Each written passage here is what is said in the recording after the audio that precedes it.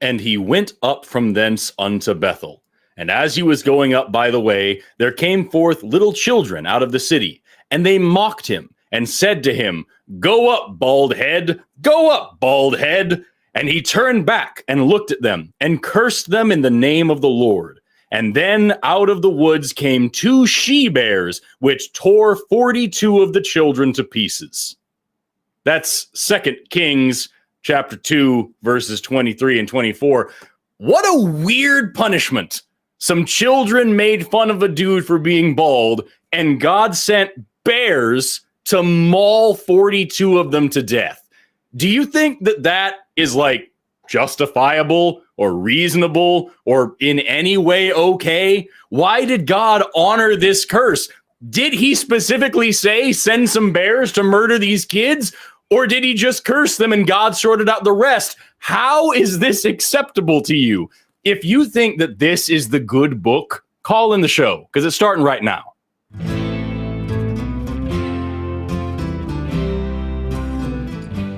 Good day to you, my dearest friends. I'm Forrest Valkai, and I'm joined today by Armin Navabi. And today is an auspicious day because it's the Atheist Experience, and it's a fun time. It's a good show that you're going to enjoy watching. And before you do, I'm going to read these words to you because they're really important. The Atheist Experience is a product of the Atheist Community of Austin, which is a 501c3 nonprofit organization dedicated to the promotion of atheism, critical thinking, secular humanism, and the separation of religion and government. That's the thing that we have to say at the beginning of every show to make sure people know that we are a 501c3 nonprofit organization, what our mission is. But it's time now to get started. Armin, how are you doing today? Good. Thank you for having me again. By the way, that verse that you just read is a verse that I managed to deconvert somebody out of Christianity within 5 minutes using that verse. It was only a record.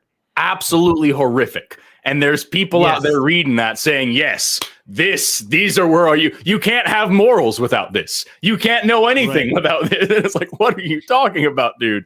Right. I'm seriously, oh, sorry, go ahead.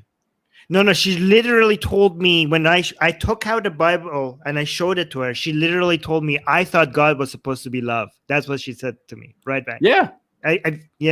It was perfect. It was a perfect verse. If you think God is love, read the Old Testament and think again. Oh my gosh, it's so bad.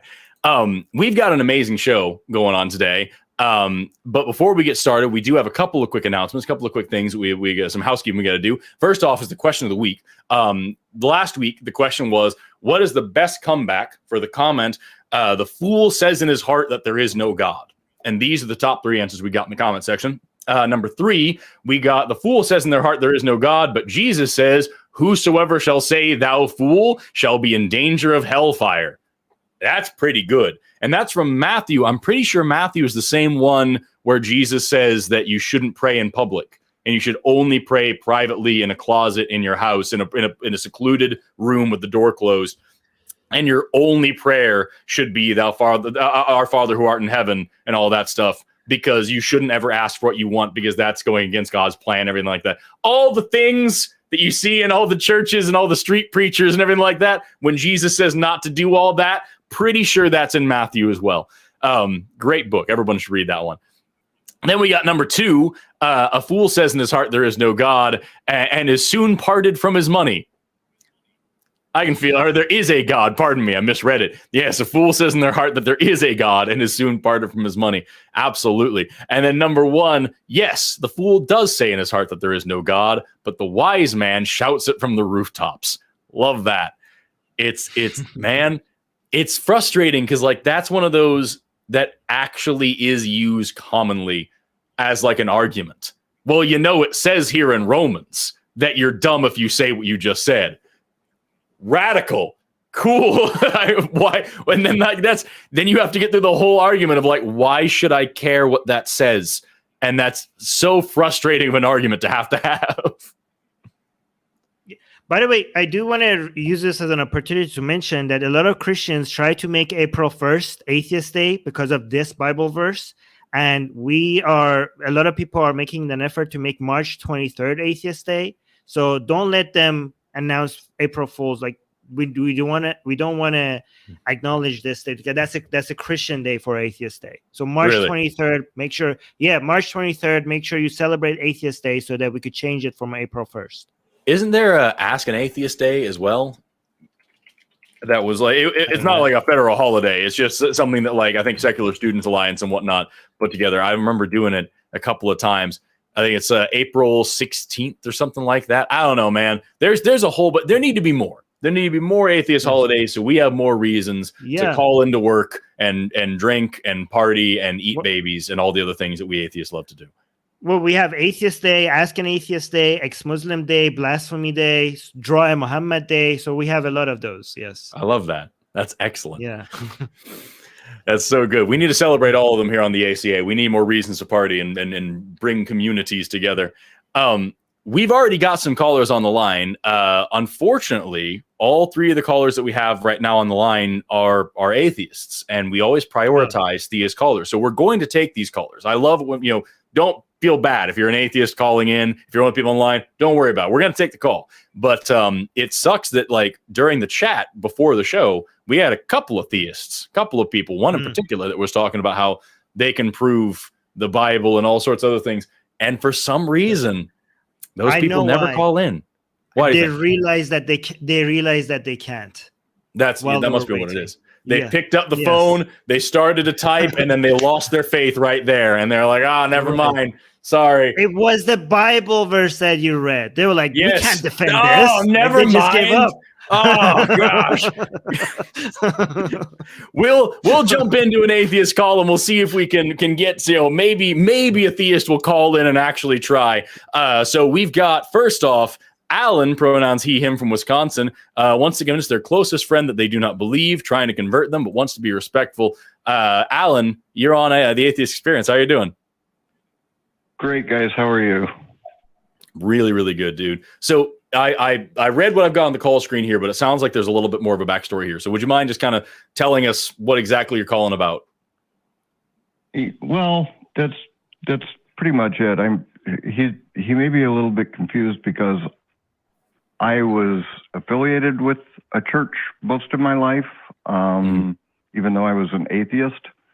For most of 98% of the time I was an atheist. The only time I wasn't was when I wanted to be pissed off at God for misery. But about 5 years ago, I washed my hands of all of it, and I've been so much better since. But he recently had a very serious heart issue at my house. And when I was visiting with him, I was just talking about some things, coincidence that had happened in my life. And he just kept saying, there's a reason this happened. You know it. And I don't want to necessarily convert him to being an atheist, but when he knows that I am and insists that I'm not, I don't know how to deal with that. It kind of tears me up. Well, you're talking to the right people, because I have been told that I'm actually secretly Christian more times than I can count. It happens all the time on this show. Right. And like, it's especially difficult, coming from somebody that you care about. So especially somebody like this is in this situation. So like for me, if I was in your shoes, I'm a very, emotionally communicative person in these ways sometimes. And I would just, first of all, I would try turning around like, oh, you don't actually believe this. How does that feel to you? What do you think about me when I sincerely say that? Even if that isn't something that really bothers you, what do you think about my thinking about you? How do you think that I perceive your faith and your belief system and who you are as a person? If I were to sit here and insist to you that you are actually an atheist, that you actually don't believe this, how would you feel in this relationship at this moment? You know what I mean? Because it's not enough to just say, this makes no sense. You're talking about a friend here. So, if I was here on the show, that would be my only thing is like, does this make any sense to you? It doesn't make any sense to me either. But with a friend, I would ask, how do you think I feel about you as a person? How do you think I take you seriously? Do you think I respect you? If this is how I'm addressing you and talking to you, maybe that would help shake that into his head. And then the other thing, you mentioned that he's struggling with some health stuff as well. Is that right? Yeah, he's very serious heart issues.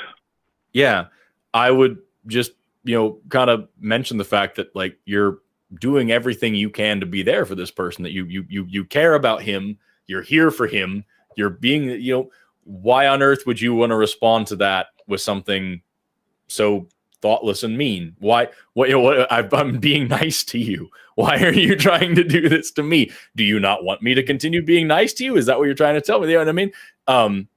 But at the end of the day, as I always say, whenever people are talking about, discussions or issues with religious friends or family members, at the end of the day, you just have to ask yourself, what's the actual goal here?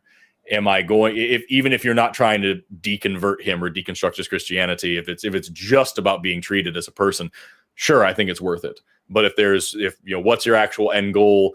Are you trying to change his mind in religion? Is that worth it, given his condition and the time you may have left with him? Is it worth the relationship you have? Just those are all things to think about. In terms of what you're saying, I think you're well on the right, and I would say, these are things you need to argue with this person a little bit, but it's up for you to decide at the end of the day. And I see Armin, you've got something too. Yeah, if I may, Alan, just before I say anything, I just wanted to make it clear that whatever we say here, this is what works for us best based on what we know about ourselves and based on what we understand about the people that are around us and our conditions and our society that we're in. And if I tell you what works for me and if Forrest says what works for him, that does not necessarily mean that we are telling you that this works.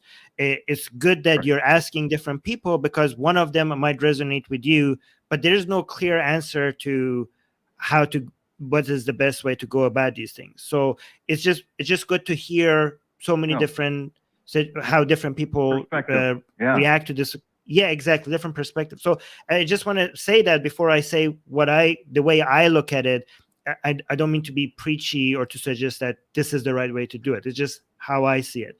And the way I see it is that I try to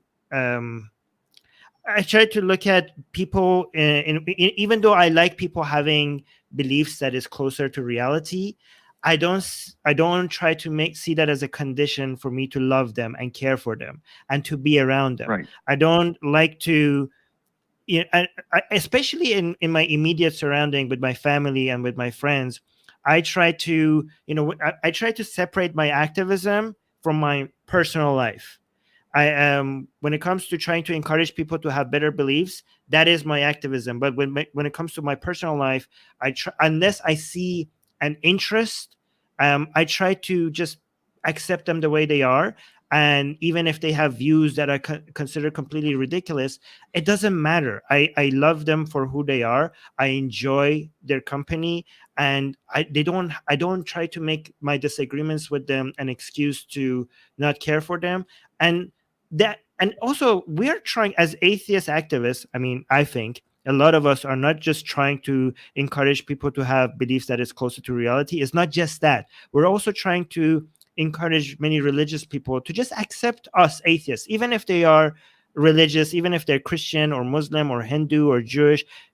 If they cannot see eye to eye with us, just accept us as their neighbors, as their friends, as their daughters, as their fathers, as their brothers, as their co-workers, so they could live side by side with each other. So I think we as atheists, if that's what we're expecting from religious people, we should be able to do the same as a way to not just tell, but also show. To show, like, if you think that it would be better for me to be a Muslim or a Christian, it's okay for you to think that. I will still be here for you. I will still love you. I will still care. Even though if I think that's ridiculous, I'm not going to push back against it. It's okay for you to think that. And that's not going to make me not care for you. Do you understand that's my attitude that I try to have. Yeah, and I feel the same way. I would never try to deconvert him or force him into a deconstructive mode. And if I mean, he's elderly, and if he was much younger, I might be interested in doing that, because I believe that if we spend our life believing that there's going to be an afterlife that's better, we miss a whole lot in this life. So, you know, if he was younger, I might try to convince him to think otherwise. But my main concern is, you know, being respected, and yet here he is in this very precarious situation. And it's just a really difficult thing to tell somebody that doesn't know how much longer they have, you know, to tell them, I don't believe in an afterlife, so please don't push it on me, you know. Anyway, it's hard because it's hard because in that situation, like, you also have to think about it from their perspective. They, like you just said, they don't know how much longer they have left, and their belief in an afterlife might be something very comforting to them. And they might, if they're Christian, it's very likely that they think that their purpose in life, that a big part of what they have to do is to convert as many people as possible and to spread this gospel as far as they can. And so this man is facing death. He has a belief that not only gives him comfort, but also gives him purpose and makes it seem to him that his death is something that is worthwhile, that is something that is not just meaningless, as, you know, for lack of a better word, that you and I might call it, that is just a thing that happens. You know what I mean? And it would make sense from his perspective to feel that way, to say like, okay, well, in this moment, I have this friend Alan that I care about deeply, that's here for me, that doesn't believe. I have this last chance to save him, and then we can be in heaven and be friends together. And when you think about it in that perspective, it gives some more levity and some more credence to what he's doing and why. You know what I mean? It's not that he's being disrespectful and heartless. He might be being very loving about it, as most Christians think that they are being. At the end of the day, though, this is why when I talk about, you know, I've mentioned before, and I won't go into this whole rant now, but like I've mentioned before on this show, that I think the phrase "God loves you" or "Jesus loves you" or whatever that people plaster on everything is a really hurtful, cruel thing to say. I think that's a really mean-spirited, awful thing to say to somebody. But I understand that they don't see it that way. When a Christian puts "Jesus loves you" on a billboard, they think that that is something very welcoming, very warm, very loving, very kind, very generous. What's wrong with telling somebody that they're loved? That's a wonderful thing to do. They don't see it the way that I see it, as hateful. You know what I mean? So in this same scenario, this person is staring down the barrel of death and is doing something that brings him comfort and gives him what he assumes might be purpose. I can see where compassion would be useful in that instance. And maybe at the end of the day, like I said at the beginning, it's, you know, what's the actual end goal, and is it worth it? I do think it's worth having the conversation. Me personally, from what I hear about this, I think it's worth having the conversation of like, hey, I hope you understand that what you're saying to me is not super cool to me, and it's a little bit insulting, a little bit hurtful, very, very patronizing and demeaning. But if it doesn't work, maybe it's worth it just to enjoy the time that you have left, and that's better than nothing. I don't know. That's a very good deal point. Deal with the internal strife internally. Yeah, and that is the burden of you know, to be a martyr here. That is the burden of an atheist with theist friends and family is that you have to deal with that, especially at this time in their life. Well, Alan, can you what Forrest said? Alan, wouldn't you be able to use what Forrest said to make it a little bit less hurtful to yourself? Like, you know, focus on, you know, telling yourself, this is just the person's way of showing me love. Like, I know it bothers, it seems like it's bothering you that person is saying that, but I think maybe you could reduce the pain a little bit by repeating that to yourself internally every time they say that. This is just their way of showing love. Would that help at all? Yeah, I think so. Yeah. And at the end of the day, you know, don't let that be your only decision. Like I said, it's up to you how far you want to push this. And we've talked now about, you know, ways that you could do it effectively, or what we think might be, and also reasons to not. So like, it really is up to your relationship with your friend and how far you want to go and what you think is worth it. That's what I would always say. Anytime you're dealing with religious friends or family, what's your actual goal? What's your actual motivation? And what's worth it? That's what I would ask all the time. So if it's worth it to you, do it. And if you have a good enough relationship with your friend that you think that it can withstand it, do it. If it's not worth it and you think it might be rocky and your friends, you know, comfort and happiness is more important, then cool. But like that's you know, it's whatever you think, man. I'm not going to tell you. I'm not a cop. I'm not going to tell you what to do. Well, and it's like you said, or like we talked about, it's perspectives, and that's what I was looking for, especially from people who have been dealing with this, a lot longer than I have. So I really appreciate it. Armin and Forrest, both of you. Thank you so much. I'm happy you're here, man. Seriously. Right. Sorry to hear you going through this, and please send our love to your friend. Will do. Thanks, guys. Cheers. Take care, Alan. Bye-bye. Thank you, Alan. What a nice dude. It takes a lot to be there for somebody at that time in their life, and especially, a friend who's dying potentially, and you have to watch that happen. I think we all know from experience how fucking miserable that can be. So that's what a good dude. I sometimes like it. I know we want to get theist calls because we want to.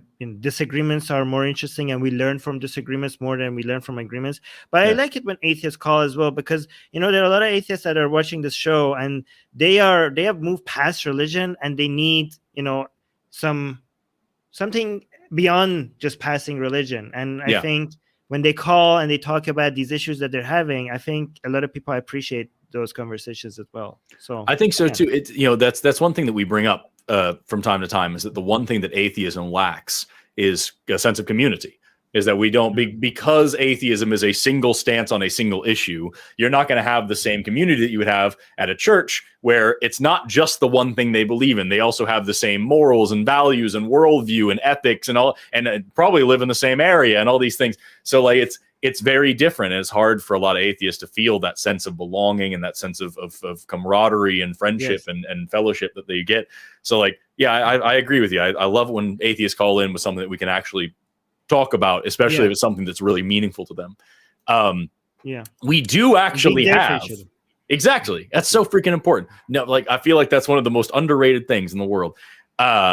We actually do have exactly one theist caller on the line. We have several atheist callers, and one theist has actually called in. I don't know where the people are defending their faith today, but I'm happy to talk to this person. But before we get there, really quick, we have two things that I've got to tell you. First of all, we got a super chat from NoMan041, who is a channel member. Thank you very much. Sent in 40 rupees to say, "Hello, Forrest. I'm here just to see you." Me. Just.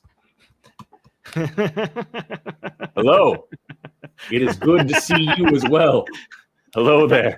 Is this worth it? Is this what you wanted? You've seen it.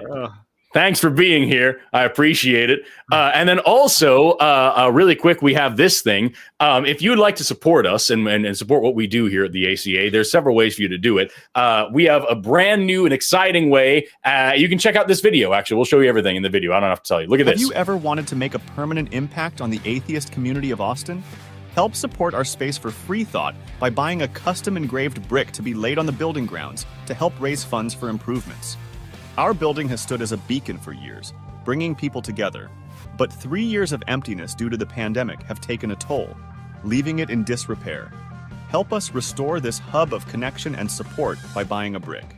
Moses had his stone tablets, but we're doing our own version. Join our brick fundraiser and let your engraved messages stand the test of time, minus commandments. Visit tiny.cc/ACA bricks for more information. So there you have it. You can put some stuff in a rock and put that rock on a building or ground, and that actually does help a significant amount. So like do that, please, if you would like. There are also other ways, other less permanent, non-lithic ways to support the ACA. First of all, you can become a channel member for as little as 99 cents a month. Just click the join button down there below the video, and that'll give you access to all sorts of cool things, including special chat emojis. If you're in the chat right now, let us see some of those emojis so that the people who aren't channel members yet can be really excited. Like, oh man, I want to use one of those. But if somebody has one of Dave Warnock, he's awesome. Put a Dave Warnock out there because everybody should watch him. You can also send a super chat with a question or a comment, which will more than likely be read on air live during the show, unless something incredibly stupid happens. I'm usually the incredibly stupid thing that happens that doesn't get those read, but I promise I will try. Those are all ways you can support the ACA. We hope you think about it because we always need all the help we can get. As we said at the beginning, we are a nonprofit organization, so we always need the help. And with that, we can get our first theist caller of the day. We've got Steve, no pronouns given, calling in from Connecticut, says that faith is the only fair method to access God. Steve, you're on the Atheist Experience. How are you doing today? Good. It's actually Dave. How are you? I don't know why I see Steve, man. All right, Dave, I apologize. That must have been just a typo or something, got crossed some wires. So, Dave, you say that faith is the only fair method to access God. Will you please explain what you mean by that? Yeah, first of all, it's a little bit from the Bible, but it's not technically something the Bible says, so yeah. But the reason why I say that is because people who aren't very smart, right, if God were to be basically, well, put it this way, God is invisible, and if he exists, it would take, and if, like with the Bible, that he has purposely hidden himself, that it's to the glory of kings to find out a matter, but for the glory of God to conceal a matter, and he wants that, it would be unfair to people who are smarter would actually potentially have a better access to him. They'd be able to know him through, let's say, scientific method and different things like that. And then they could convey their information to others, but instead this faith concept allows everybody, even though the smarter person might stumble about it, it would allow someone with Down syndrome all the way up to the most brilliant person a method of access to God, if he really does exist, which I do believe it. But I just wanted to bring that up only because it's a cool concept to me. In terms of me giving you evidence for my faith, I could try, but I think you've given us plenty here. But we can get to that here in a minute. Yeah. Armin, do you want to start? Because I wrote down 3 questions immediately that I have major issues with, but I would love to hear your thoughts first. I have 2 questions. What is faith? How do you define it? And second of all, do you care about your beliefs matching, being close to what is actually real? Do you actually care about that? Can you answer these 2 questions? Can I answer them out of order? Is it okay to answer out of order?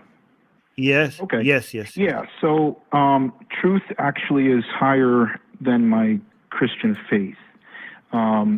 So I'm very much open to anything that can to examine. So I'd love to examine that. However, faith. I don't understand. I didn't understand what you just said. I didn't understand what that means. Do you care about your beliefs to be closer to reality, or do you not care about that? It's a yes or no question. Yes or no? Do you want to have beliefs that match reality? Yes. Yes. Okay. Yes. Absolutely. All right. Yep. And that's very important. Okay. Yep. And what? Okay, great. So what is faith? I define. Yeah. So faith to me is So I've been wrestling with it, but faith to me, in the general sense, is basically a belief that's attached to a person, most often than not. So it's basically a subset of belief. That's one way I look at it. And then it's also a method of accessing truth that is not of the scientific type. So, for example, a wife, you will, whether she's going to show up at home in 4 hours or whatever, is something that you, for a special occasion, that's something that would be more of a faith thing. So that's okay. I'm not giving, so you're probably a very Yeah, I mean, you're telling me that it's a set of beliefs, which the first one doesn't make any sense, because I mean, even if I use a scientific method to come up with a set of beliefs, would that also be faith? And then you clarify in the second part that using any method that is not the scientific method, you consider that to be faith. That will that it describes what your methodology is not. You're saying your methodology is not science, but it's not explaining to me what it is. How, using this tool, how do I come up with a belief? Let's say I'm trying to evaluate whether this, when I want to pick up this belief as something that I believe in, or like you have a claim, I want to see if I want to believe in it or not. Using the methodology that you're introducing to us here, which you're calling faith, how would I go about doing that to examine a claim? Yes. So, first of all, it's never going to be certain in your mind. It's going to be something in your heart, which is totally crazy, because I thought it was crazy for years. Sounds crazy. But Literal heart, or are you using the word heart metaphorically, or like actual the pumping, the device that we have that pumps blood, that one, or metaphorical? So first of all, can I go back to when you said belief and faith earlier? I'd rather you just answer his question. Actually, I'd rather go to the other thing, but if you say that, it would be better if you just answered the question that was just asked of you. Can you tell me why it would be better? Because it's our show and you were asked a question. You called in, and to defend your arguments, to defend your faith, we're asking questions about what you said. If you just don't answer the question and move on to something else, we're not having an actual conversation. So you said something that didn't make any sense. We're asking for clarification. So please answer what Armin just asked you. Okay.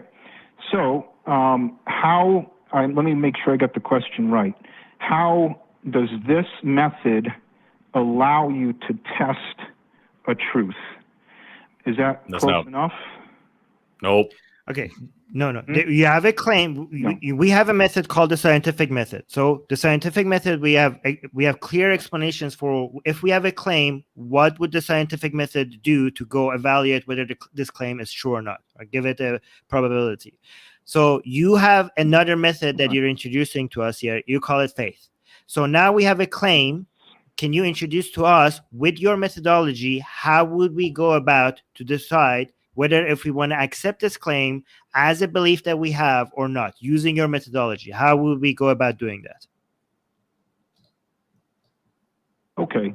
So I'll give you kind of the Christian way, because that's what I know, kind of how Jesus outlined it.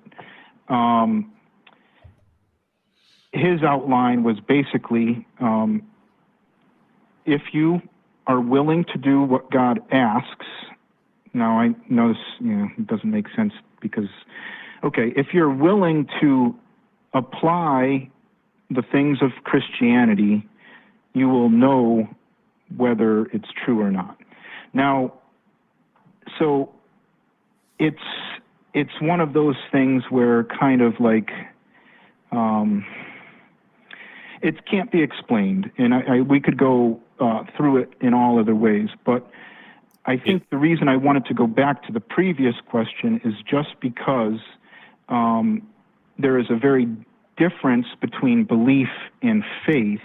Scientific belief. We don't even know. We don't even know what faith works. Like that's. We don't even know what it is. And if go on. You said just a second ago it can't be explained. You will not.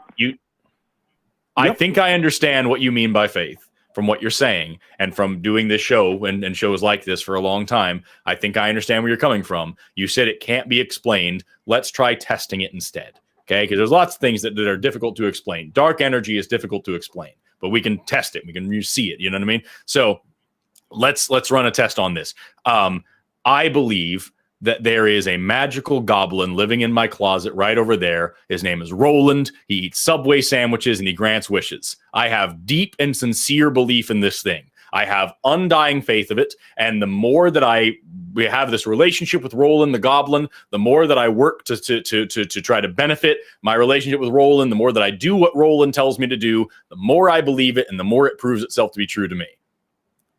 Do you believe that this is a reasonable thing that I believe in?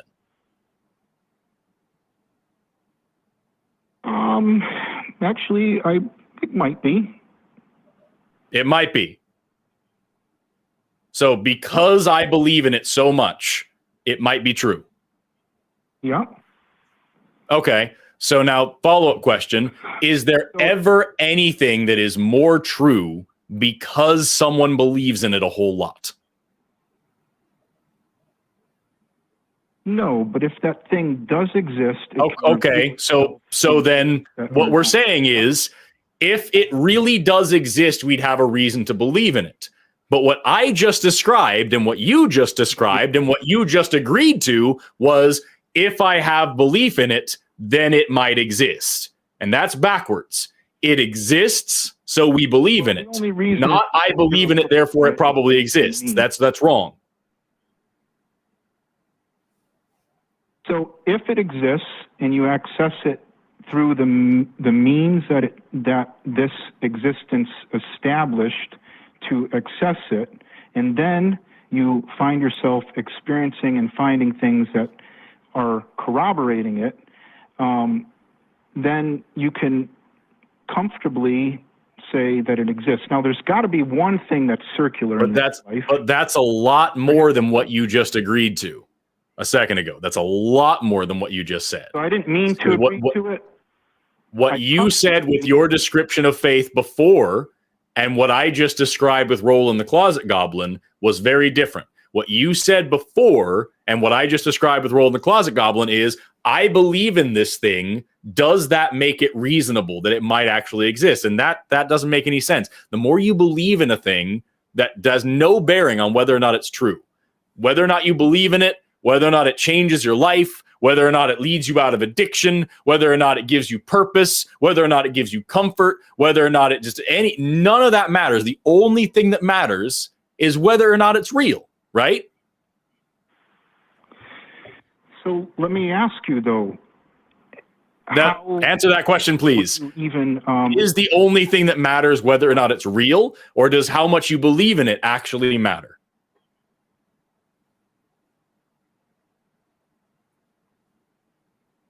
It matters whether it's real, and the way that God set up things, if he did, according to Christian scripture, is that he made it that man can't know him through wisdom, and he did it. Well, we'll get there, because that's a whole other conversation that I want to have with you. We will get to that, I promise you.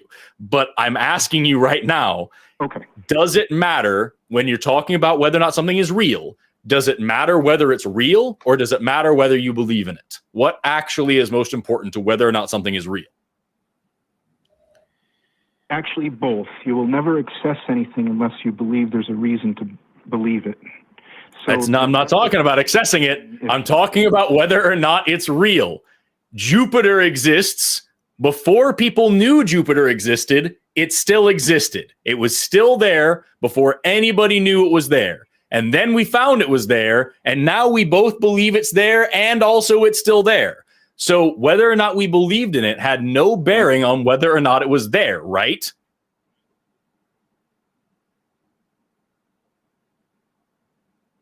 Yes, definitely. So whether or not we believe in God has no bearing on whether or not God is there, right? Absolutely, but... Perfect. So then let's talk about how we actually know that God is there, because just believing in it isn't good enough. And what you're describing with this faith, that you have to just start believing it and have these special connections and all these things. My next question to you, is there anything at all that you could not believe in based on your methodology? Anything at all that you could not believe in based on my methodology? Using faith, no, is there anything that you couldn't believe in? Yeah, I just said no, you could believe in anything. Right. Mm-hmm. So then is faith a reliable way to find out what is and is not true?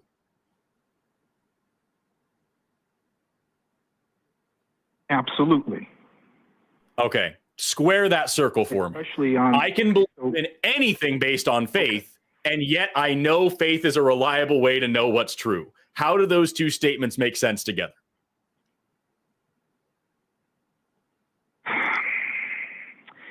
It does make sense in some subsets of our reality. Okay. No, it does not. So, for example, okay, maybe I could. Okay, Dave, maybe Dave, I think I might understand what you're trying to say here, and I will describe it to you, and let me know if I am getting it right or not. Does that help? Is that okay, Dave? Yeah, that'd be great. Thank you. Okay, so I think what you're suggesting is a leap that we have to make at the beginning and believe in something, and once you accept it, then you will be given access to a new realm that it will prove to you that that leap was justified at the beginning. Once you go through the first barrier and you enter this new territory, now you're within. If you just trust that this is true, then God will do more things for you to reveal that it was okay for you to just trust him at the beginning. Is that kind of what you're suggesting? Right. A leap? Is that what you're suggesting? I'm not. I'd have to listen to that several times to make sure that I'm actually not kind of saying something I'm not saying. But from the first suggestion, yes, it's kind of like a water pump. You have the directions that say pump this 3 times and then water will start flowing. Okay, so right. When you first look at it, you have no idea what's under the ground. You don't know the science of it. You have nothing besides the directions. If you're a person who's never seen one of these before, but you do know how to read, you read it, you start pumping. Oh, okay, this is great. There really is right. water. So yes, yep. Okay, so here's the problem. The example that you gave us is kind of more like the scientific method. You test something and then you see what the results are like. But this is not the analogy you're giving to us is not the same, because the problem with leap of faith, like believing something and then seeing what same. I know, but no analogy is the same. It's just I know, but this is not the same. I know, I understand that, but this is different in a way that is crucial, that it makes it a false analogy. I know not all analogies are exactly the same, but this is different in a way that makes it not helpful. Because with the example that you're giving, because you have accepted something as true, then your mind is set for being accepting. It's set for being brainwashed. The example that you're giving, that you're pumping something and you're seeing what happens, you haven't accepted the result already. You haven't primed your mind to now accept everything else that is being fed. But what you're suggesting to us is to just open a door and go inside this room. But once you're inside this room, now it's going to be difficult to get out. Unlike the example that you gave us, that you just test the pump and see what happens. Well, if it doesn't work, you're like, okay, that didn't work. But this is what you're suggesting to us is basically cultish brainwashing, to just accept something. This is more like the example I gave you. It's kind of like a prison that you're asking somebody to just open the door, don't ask any questions, go inside. But once you're inside, because your mind has now accepted something, because you were asked to believe the results, not to test if something works or not, but to accept that the results will work. And now, because you have said yes to that question, now it's hard to get out of it. This is why this is more unlike the scientific method that you test something and see what the results are. The religious method is to accept the results first and then see what happens later. This is cultish brainwashing. I was going to say almost like I love that you brought that up, because like one of the things I was going to point out is your analogy of a water pump, that you have to just pump it a few times and then it'll start flowing by itself. That if you just start believing, then more and more belief will come. You just described confirmation bias. You just gave a brilliant explanation of how confirmation bias works in the brain, and how if I choose to believe that most cars are red and I start going out and looking for red cars, the more I keep looking for them, the more I'll keep seeing them, until eventually I am solid in my belief that most cars are red. When at the end of the day, that's not how thinking works. That's not how actual science works. We need to go count all the cars and figure out what's actually there. But the more you look for one color, the more you'll see that color and the more you'll believe it. And that is exactly what you're describing. And that is a terrible way to figure out whether something is true or not. it circles back to what you said a minute ago. Of course, you can believe absolutely anything with faith, but also I know faith is a good way to know something. Like what you're describing here makes no sense, Dave. Yeah, okay, that's fine if you feel that. It's not a feeling. What about a wife? What about a wife? Tell me if that's a better example. A wife. What about the voice? So, what about a wife? Okay, you obviously, science, you can kind of, it's not maybe the most reliable method, but yeah, you observe your wife over. It is the most reliable. When you're dating, a year's time. What's that? Science is the most reliable tool that we have right now for figuring out what is true. Can you hear us, Dave? It is, and that's great. It is the most reliable method, but some people don't want to wait till every single molecule is understood before they take a step of faith in another area.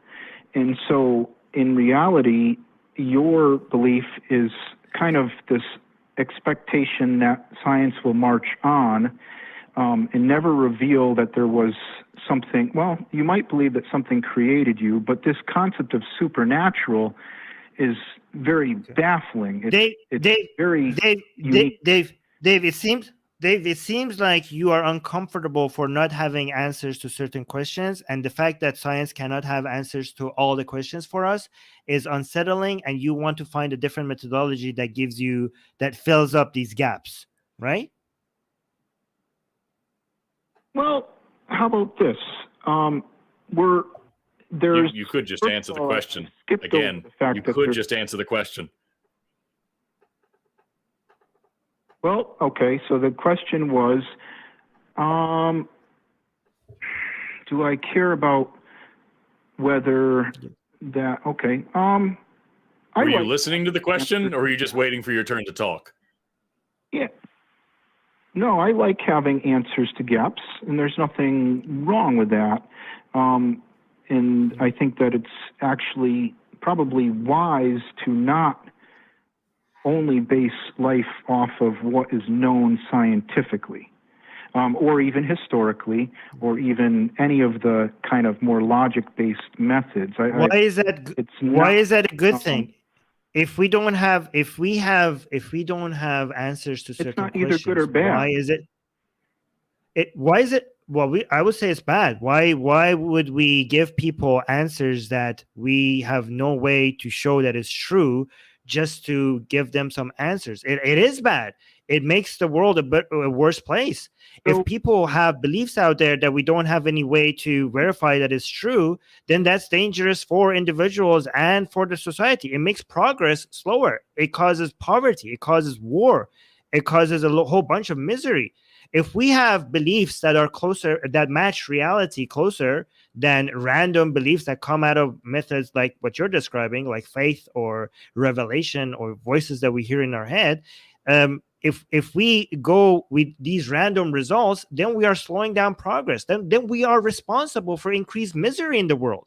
A society of people progress faster when they have beliefs that matches closer to the reality, and you are hindering that. You're slowing that down. People who are advocating for that are responsible for the extra misery or slower progress, a much longer path to getting people out of a lot of issues that we're having, out of war, out of misery, out of not having access to healthcare, out of hunger, out of having cures for diseases. Imagine all the lost opportunities that this world is missing out on because people are accepting beliefs that they just randomly believed in with flawed methodologies like the ones that you're explaining to us right now.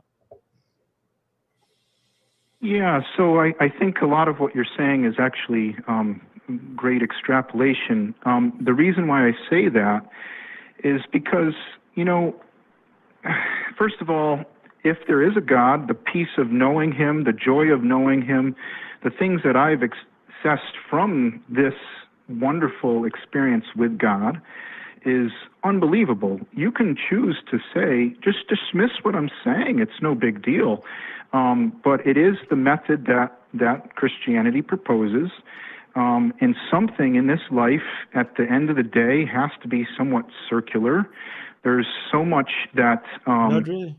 you know, Doesn't have to be. if Doesn't have to something be. needs to be linear, then it doesn't have to be. So I would love to explore more of this, but I'm not going to wait the rest of my life to let scientific work do its thing. Peace in the soul is actually more important than anything. Not saying you can't have that, but what I have gained, I want other people to enjoy. If they don't want it, that's fine. No Dave, let me ask you a question. I'm going to try just something totally different here, because like it's very clear that you and the two of us have a very different understanding of what science is and what belief is and things like that. And we can beat this dead horse for all day long, but I think I would rather try something just different. I know what science is very clearly. I just think science can only access a portion of reality. So I say again, I think we have very different thoughts on how science works, but that's not the point. I would like to ask you something very different. You just talked about the peace and joy that you get from knowing God. I'm assuming, just because of your accent and where you're calling from and everything, that you're probably a Christian. Is that accurate to say? Yes, definitely. Yep. Okay. So what's the other side of that coin? If you don't know God, you don't get the peace and the joy. What happens when you don't believe in God and you die? What happens to you? What happens if you don't believe in God? Okay, so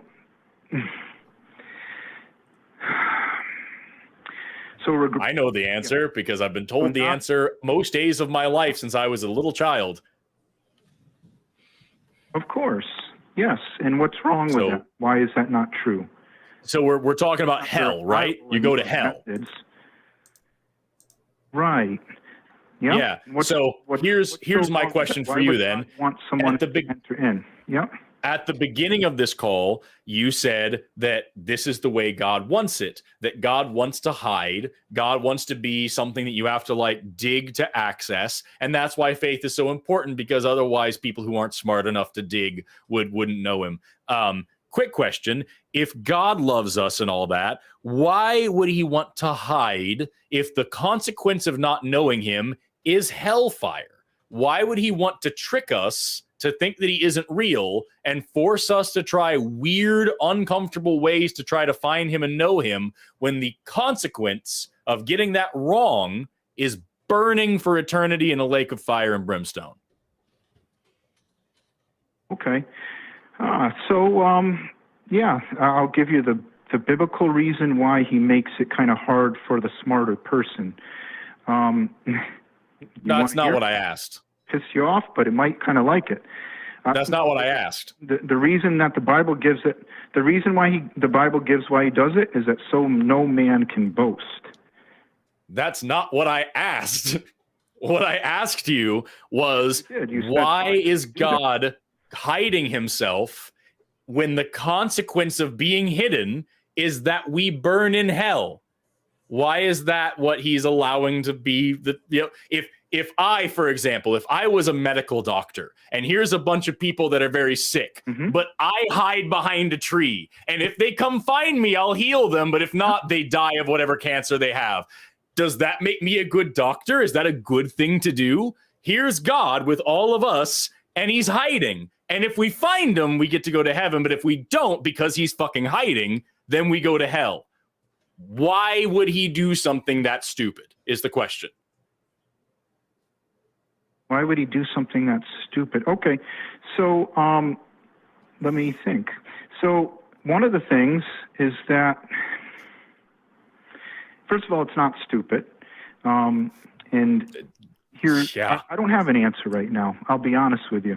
No, I'm not shocked. There's plenty of answers. I didn't say shocked. First of all, I actually did talk. Oh, shocked. So, okay. So why would God hide himself? Yes. Well, first of all, it says that he hides himself more or less from the wise, right? So he hasn't hidden himself to someone who has a humble heart, someone who knows that we don't really understand the entirety of the universe, someone who understands that if there is a God, he's given us a lot. He's given us a lot. We have 1 million. He's given us body a lot. Facilitates our lives. I'm just going to stop you right there, Dave. And I hope you don't think that I'm being rude. I just don't want to hear a sermon right now. I don't think God's given us a lot. Or I do think he's given us. I think he's given a lot of suffering and misery and pain that it isn't necessary. But that's not any part of the question that I just asked you. Do you believe that I exist, Dave? Do you think that I'm real? Oh, absolutely. Yes. How do you know I'm real, Dave? You don't want to be with. How do you know I'm real? Yeah. So basically, How is that a hard question? How do you know that I'm real, Dave? I hear your voice. Yeah, because I'm right here talking to you, right? You can look on the computer screen and see me. Yeah. You can listen to my voice. I'm plainly right in front of you, and I'm plainly right in front of about 1,000 other people, right? So all of us can clearly see me, right? So now, if I were to ask all of these people, and you included, hey, am I real? You would have a good reason to say yes. And there's no torture on the line, right? There's no torture on the line for you deciding that I'm not real. So here we have God, who says, if you don't believe I'm real, I'll torture you in fire forever.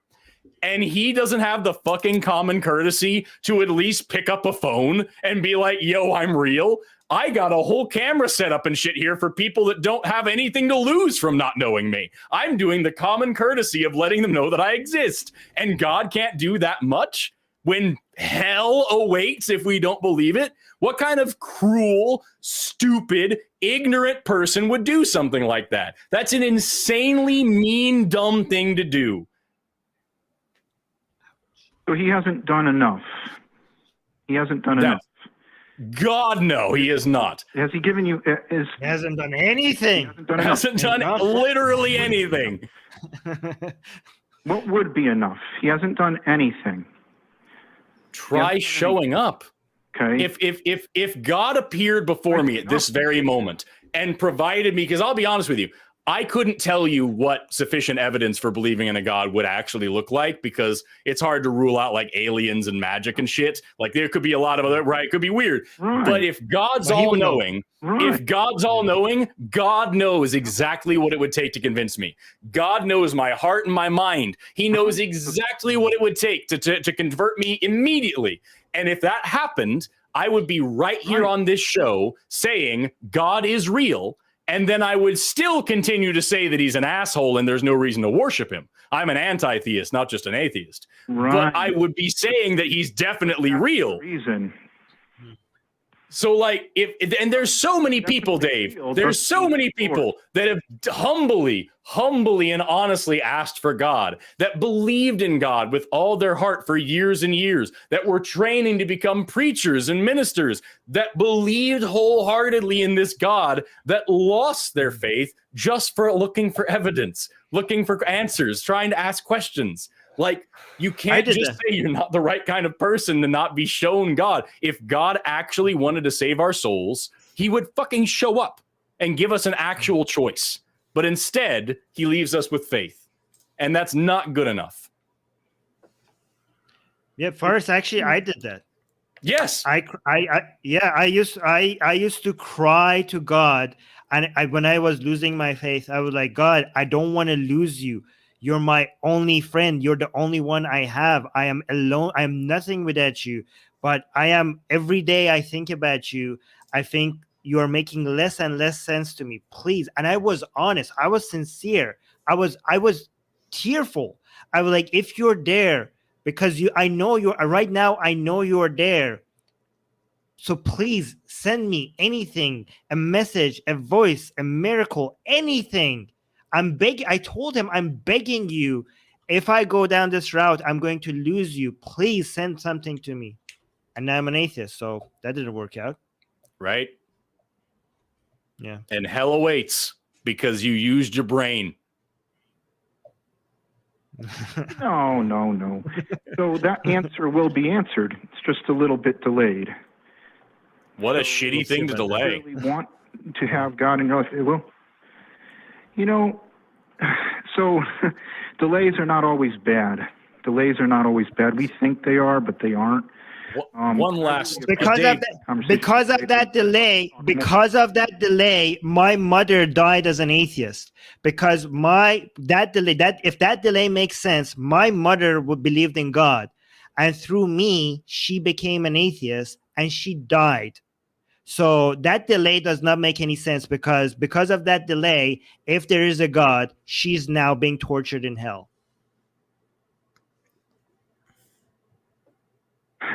So, do you know that your atheism is right? That I would love for you to address what was just said to you rather than jump into the next thing. You're a master at switching, at pivoting, Dave. Armin, do you have anything else for Dave? Because we've been on this call for over 30 minutes, and like Dave refuses to actually answer one thing. Dave, just really quickly before we wrap up, any God that would have a hell, period, is a monster. Any God that would torture people for any, like, just at all, especially if we're supposedly his children that he chooses to love and all these things, that God is evil. And especially if that God makes you play parlor tricks in your mind to believe whatever random fairy tale you want to believe. And that's the only thing that separates you from the people that get eternity in a theme park in the sky and the people that get eternity in a lake of fire. That God's insane and stupid. So I want to really read it at that, because it seemed like he didn't understand what I meant by stupid. That's a stupid thing to do. It's cruel, it's unjustifiable, and it's stupid. So if you have a real reason to believe in it and you want to call in and talk to us about a real reason and have an actual conversation about it, I'd love to have you call back in. But as it is right now, all you've given us is anything can be believed based on faith, and yet faith is the only way to believe in this one specific particular thing. And if you don't believe in this one thing using the method that you can believe in absolutely anything with, then you go to hell forever. And that sounds like a pile of shit to me. I'm really not interested in that God or that religion. Does that make sense, Dave? Yeah, if you want to go that way, but I do appreciate it all. I thank you. I didn't base everything based on faith, but a large portion of it is faith. And all right, thank you. And that's a significant problem for us, Dave. So call back in when you want to have a real conversation about it. Thanks so much for calling in and giving us the time that you did. Before we move on, yeah, you got something? Yeah, I just want to talk about the joy that Dave mentioned, that the joy that this God, because I hear that a lot from theists and believers, just to as a way, because you can't deny that the joy that they're feeling. I just want to mention that the joy that they're feeling from their God or religion, that is not a joy that you would be without religion. The same level of joy, the same kind of joy is accessible through many better methods outside of religion. So that joy is not unique to religion. But it seems to me that the misery that comes out of religion, a lot of it is unique to religion. We have access to the joy that you're experiencing, Dave, outside of religion. Mm-hmm. But to get the misery that religion introduces to the world, it seems like only religion seems to be capable of giving that, introducing that to our lives. Yeah, it's really important to remember. Before we move on, we've got a couple super chats to get through, and then I've got a couple of announcements to make as well. First super chat is £5 from Twinkle Toes. How twinkly are they? We've got Hail the Mighty Goblin Roland. Love that. Roland doesn't need your praise. He just wants a sandwich. Alan Ferguson, a new channel member, thank you very much, sent $10 to say, thank you for the perspective, gents. I'd love to argue with you, but I would have a hard time finding much to argue with either of you about. And he sent some emojis. Hell yeah. Thank you so much. I appreciate that very kindly. And then we've also got, one more. Oh, it's the same one said posted twice here. Okay, perfect. So those are the super chats. Please send your super chats if you want us to read them on the air. And also another thing that you should know is that we have a channel that houses all of the shows that the ACA has to offer in audio podcast form. How wild is that? You can listen to our cool and dulcet tones penetrating your ear holes in whatever audio podcast place you listen to. You can go to tiny.cc/AEN podcast. You can listen to all the latest shows from the Atheist Experience, Talk, Heathen, Truth, Wanted, Nonprofits, and others, all on one great channel. What an amazing opportunity is that. Very, very cool. And I'm happy to say that we actually have several more theist callers. It sounds like, that one burst the dam, and now everybody wants to call and talk to us about it. We've got a couple on the line, but I think the best one that I want to look at right now is this one. This is the name they gave me, Monkey King. Pronouns any or all. Can I call you Monkey or do I call you Mr. King? Any pronouns, calling him from Arizona, says that they can prove God with science. I really hope this isn't a troll because, man, I'm excited to hear this. You're on the Atheist Experience. How are you today? Awesome. Thank you, Forrest. Thanks for taking the call. Is there a nickname that I can call you besides Monkey King? You can call me Monkey. You can call me MacGruber. You can call me Ricky. Monkey works. Anything you want. Monkey works for me. So please prove God with science to us. Okay, so if I can, basically you can watch creation being done in real time. If you look into CRISPR-Cas9 and mRNA vaccines, which is basically using the CRISPR technology to go in and mess with your RNA. So DNA sends out. No, it very isn't. None of what you have said is true thus far. And I'm going to give you like one more sentence before I drop the call because I'm not going to have any vaccine misinformation on the show. Hold on, dude. This is scientific stuff, though. I'm not. Where am I wrong here, please? So a few things you're wrong about. Number one, CRISPR-Cas9 has nothing to do with mRNA vaccines in your body, and also mRNA vaccines do nothing to your RNA nor to your DNA.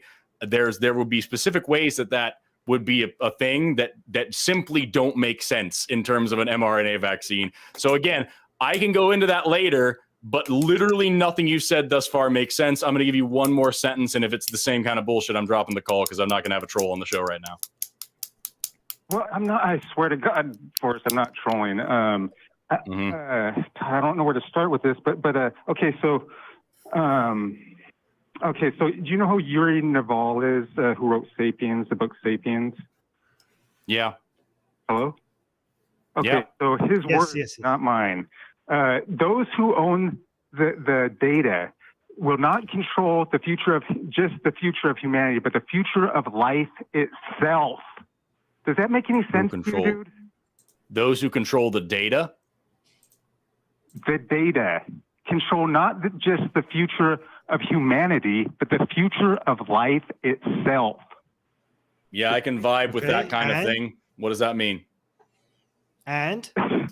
So what it means is that they've found, what they did basically was found the pie, found what it was made out of, and found how to make an oven, and they recreated it. And it's been done over and over, and I can prove it. I have 5K for anyone that can prove me wrong. Monkey King Challenge on Blank Vision. Forrest, I have all the answers for you, dude. And I'm waiting for you to give me one. Wrong.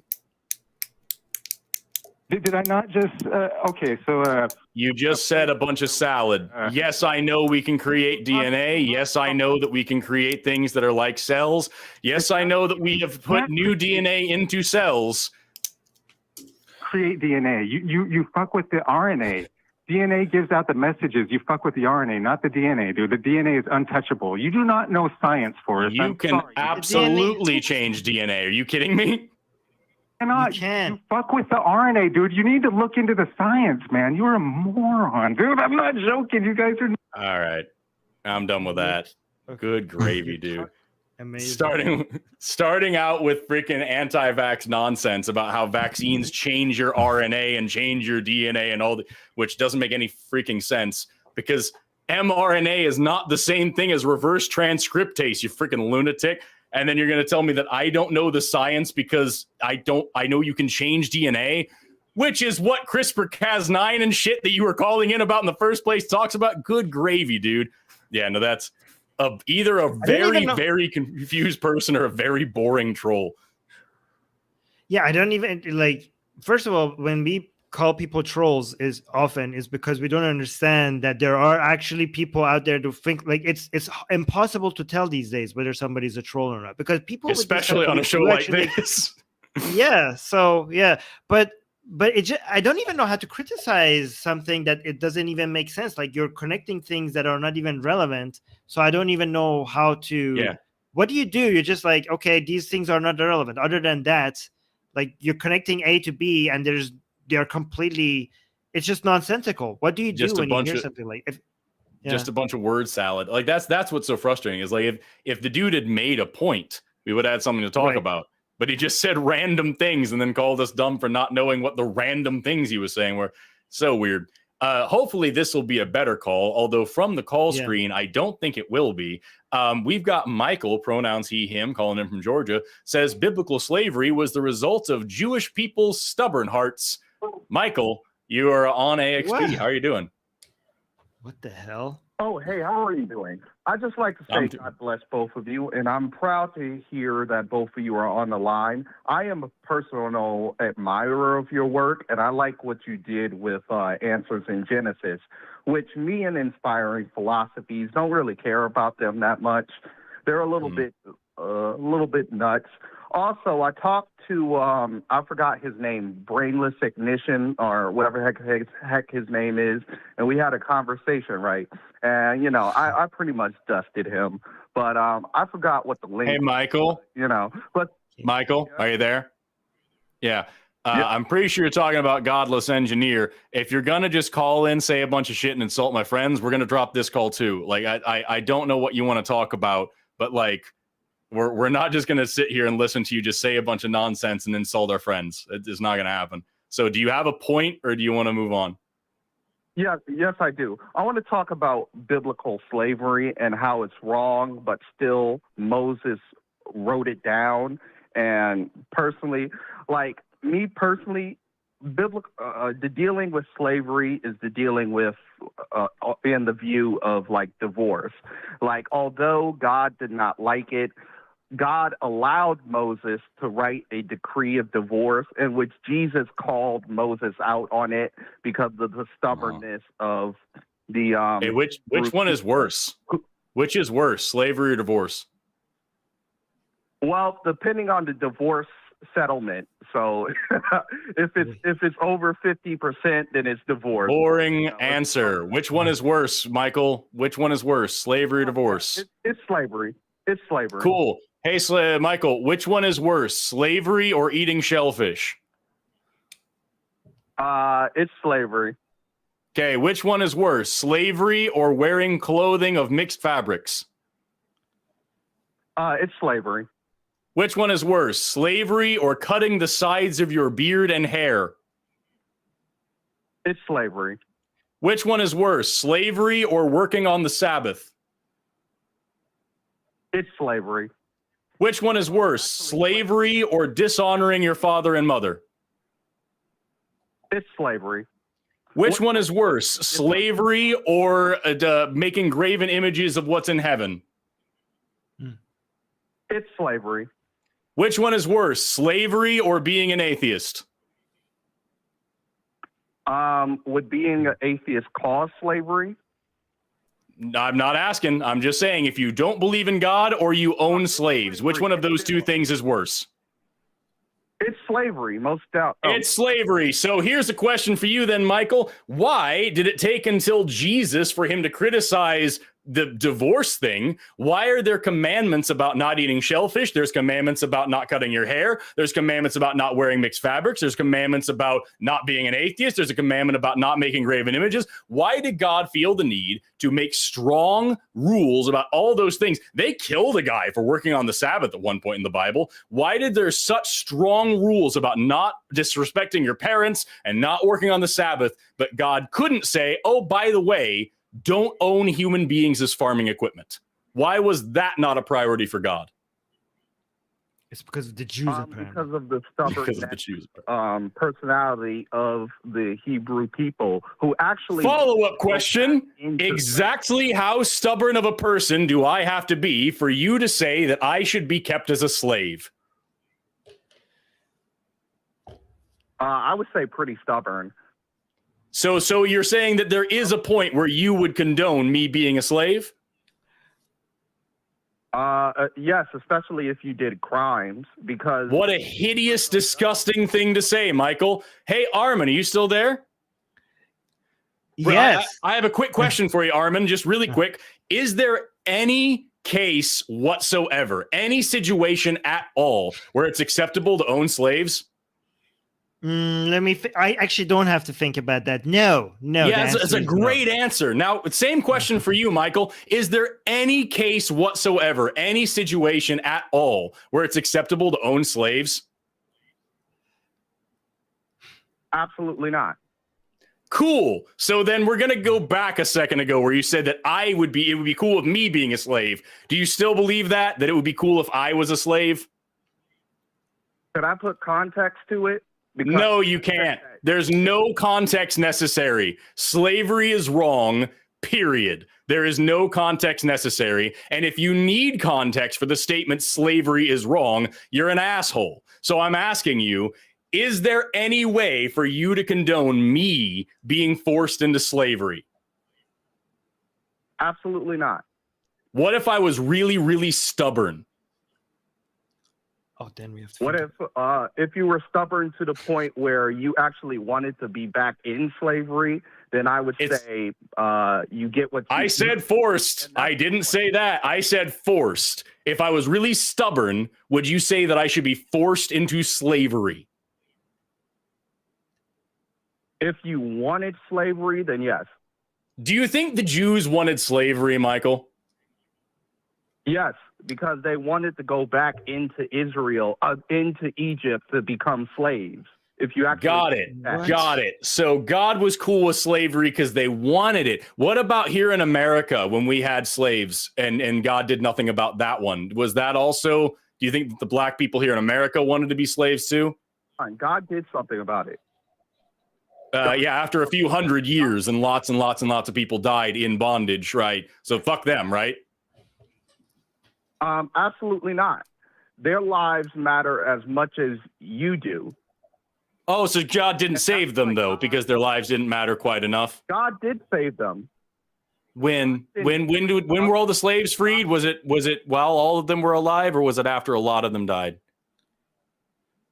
After a lot of them died. Yeah, so God didn't save them then, is what you're hearing. Civil War. It led to the Civil War, and but God didn't save them. They died as slaves. They were taken as slaves. They were tortured as slaves. They died as slaves. So God didn't save them. Much of them, they died as slaves. So no. But right. So follow up again, going to go back to the question that I gave a minute ago.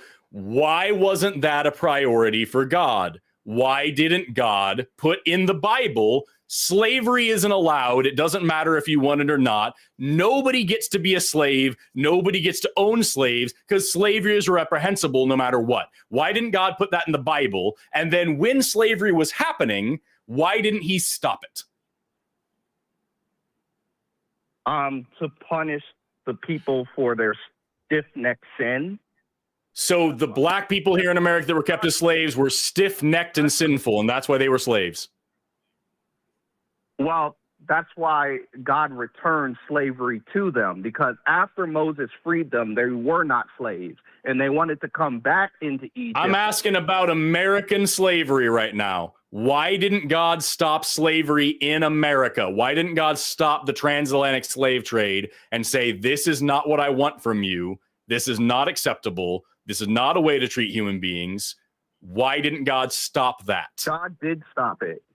God did, but not in time. Like, hold on. Could I talk without you interrupting me, please? If you would just be honest about this, I'd love to have a conversation with you. But you keep jumping around and saying that this and that justifies slavery. And what I'm trying to get across to you is that nothing justifies slavery. There is no justification for slavery, period. And anytime slavery happened ever, according to you, it happened on God's watch. So I'm just asking you, why didn't God stop it? Why is it not a commandment in the Old Testament to not do it? Why is that less important than eating shellfish?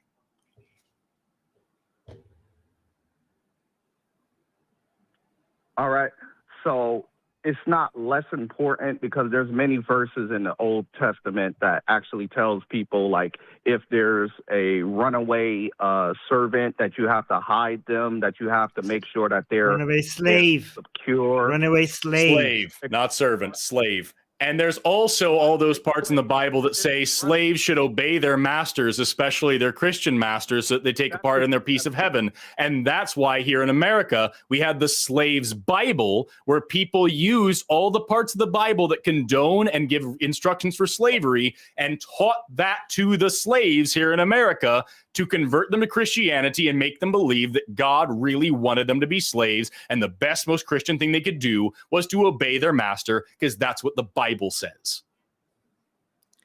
Yes, and you know what? By the way, you can't have runaway servants, because servants could just walk away. They don't have to run. Okay, so servants have the yes. If you have to run away, you probably you will most definitely a slave. By the way, I just want to may I take this time to just mention how determined some people seem to be to blame things on Jews. You literally believe in an all-powerful, all-knowing entity that could make anything go away, but you're still blaming it. You're so focused on blaming things on the Jew that even with that entity, somehow you still have to manage to find a way to blame it on the Jews. And based on a trope that you have, this is so disgusting. Like being stubborn, stubbornness is such a trope that people have, anti-Semitic trope that people have for Jewish people, and you have managed to take it to their stubbornness. You believe to take it to a level that it has overpowered God. So God was anti-slavery, but Jewish people were so stubborn that God could not do anything about it. Like this is peak anti-Semitic. They're so stubborn. What else can I do? They've just gotta be slaves. What a fucking idiot God must be, that he's so weak and powerless that he can't enforce a very easy rule, like don't have slaves. How easy is that? And then also he gets bullied by the Jews. They're just so stubborn. What else can I possibly do but make them slaves? Oh, I have no other. My hands are tied. My all-powerful hands are tied. I have to make them slaves again. What an idiot. What an evil asshole.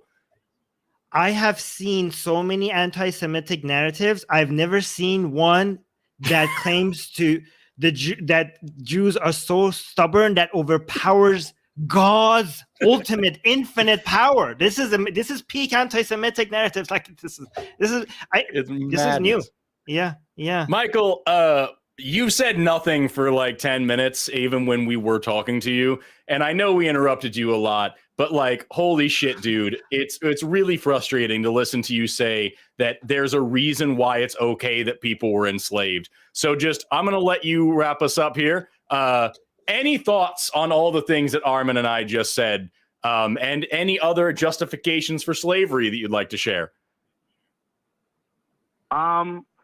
More or less, I just like to say I'm not justifying slavery. I'm just explaining that in their hearts, like you cannot emancipate a happy slave. And in their hearts, the Hebrew people wanted to go back to Egypt because they thought being enslaved to Satan is better than being free to God. And so there are parts in the Bible where they say we were better off in Egypt. There are parts of the Bible where they say that. You know what I would do if I was in charge? I still wouldn't have fucking slaves, because that's always evil all the time. Slavery's bad all the time, and all the time slavery's bad. So all you're telling me is God allowed slavery because, and I don't give a shit what the because is. The rest of that sentence could be anything, and I would have the exact same response. It could be a really great reason. It could be a really terrible reason. It could be gibberish, and I would have the exact same response. Slavery's wrong, so I don't care why God allowed it. Slavery's wrong. Do you agree with me that slavery is wrong all the time, forever, and no matter what, Michael? Oh, yes, absolutely. Good. Then you are more moral than God. No, I'm more moral than Moses, who written down in his law that you could have. And you're more moral than God that allowed it to happen. God has infinite power. God could have done anything he wanted to. God could have changed the laws. God could have made don't do slavery one of the 10 commandments. He could have made another commandment about it. He could have had 11. It would have been great. He could have done anything. But he chose instead to allow slavery to happen all over the world for hundreds of years and still happen today. There are more people enslaved today than there were in the transatlantic slave trade. There are more slaves being sold around the world at this moment than there were then. And God still sits there with his arms crossed saying, well, fuck, man, I guess they just haven't read my book the right way like Michael has. I think we should just worship. I think we should just worship Moses instead of Yahweh, given that he can overpower God with his tablets. It's so amazing. It's the snake stick. When he turned that stick into a snake, it was amazing. It was so cool. I just like to state, to be fair, the slavery back then was different from the slavery in America. Oh no, we're not doing that shit. Fuck off. No, we're not doing that, Michael. Goodbye. In the Bible, I'm sorry. I usually try to be nicer, but I'm so fucking sick of that narrative. In the Bible, it says that if you beat your slave and they don't die within 2 days, it's fine because they are your property and they can be passed on to your children because they are your property. That is the exact same kind of slavery we had here in the United States. Slavery doesn't have levels. There's not a ladder of slavery. It's just evil. Period. You don't get to say it's different slavery. You don't get to say it's special slavery. You don't get to say it's justified slavery. It's slavery, so it's wrong. The end. And if you are having to do mental gymnastics about that, I strongly encourage you to reevaluate your priorities because you sound like an evil person when you do that. Good gravy, yo. It's like two people who kidnap people and take them to their basement, and one of them tortures them, and the other one feeds them good food. They're like, I'm a good kidnapper. I kidnap people and I give them good food. I'm not like that other guy who tortures the people who he kidnaps. So good for me. I'm not, man. The only thing that can put me in a bad mood is fucking fascists calling into this show and trying to explain to me why slavery was actually acceptable, justifiable, good. We had one idiot a little while ago called in, said that it makes men real men. Fucking Jesus. Oh. Ugh. Wow. So gross. Yeah. So incredibly gross. Read your Bible, Michael. Your Bible disagrees with you. We've got several more people on the line, but before we get there, I have more announcements and more super chats for you. Aren't you excited? I'm excited. Yes. We've got, let's see here. Me and my human sent $49.99. Thank you so much. My goodness. Wow. Let's say, around and around the merry-go-round, the theist logic to the faithful, keep spreading logic and sanity. Thank you so much. That's very kind of you. Bond servant, very appropriate username considering this last call, sent $5 to say, how can one reduce shame of sexuality after deconstruction but still have theistic view? That's a tough one. I don't know. I've never had to deal with that. If I had to give advice as someone who has never been in that situation, and this might sound tone deaf because of that fact, I would point out the fact that we see differences in sexuality across the animal kingdom all the time. It's not special or unique here in humans. You've been taught that it's different because you've been taught that humans are not animals and that humans are different than the rest of the animal kingdom. And we're simply not. We are just animals, and we have a cool culture and society where we try to separate ourselves from nature. And that has a lot of positives. But at the end of the day, just who we are and who we love and how we have sex and all those things, as long as those things aren't hurting anybody, it's not an issue. It's the same shit we see everywhere. If it's one or more consenting adults in a room doing whatever the hell they want to do together, shouldn't be an issue. So is the question regarding somebody who's dealing with shame because of their religious upbringing? Is that the question? That's it. Yeah. They said, I lost it here. Reduce the shame of sexuality after deconstruction. Yes. Okay. So as somebody who has experienced a lot of shame associated with my, the environment that I grew up with, the religious environment I grew up in. One thing, I don't know if this helps with everybody, but one thing that I found that helps is listening to people who have overcome that shame. Yeah. So, and now there's a lot of YouTube, there's a lot of podcasts, and also, I don't know if I could talk about Dr. Darrell Ray. He has a lot of great content regarding that as well. But yeah, just listening to people who have overcome that shame, I think it helps a lot. We also have a show here on the ACA that I don't think it's running anymore, but we did for a long time, called Secular Sexuality, which was really cool. That the Christy Powell is freaking awesome, and they talked about a lot of sexual things, and that was the whole point of the show, was getting out of that kind of mindset. It's a lovely thing. We've also got $11 from Cloud Kicka. You have to kick real high. Shout out to Noam Chomsky. Speaks about cognitive revolution, part 1, YouTube. My favorite, to reiterate, W.V. Quine's bogus claim. I'm going to mispronounce this. Gavagai on Steve New York, Philosophy of Rabbits, Truth Wanted, from 524. I guess look up that show and listen to whatever this person's talking about and let us know what you think. We've got Waziku Scholar, I'm saying that wrong too, $10. Armin, can you tell me a little about your experience with religion? Would you mind?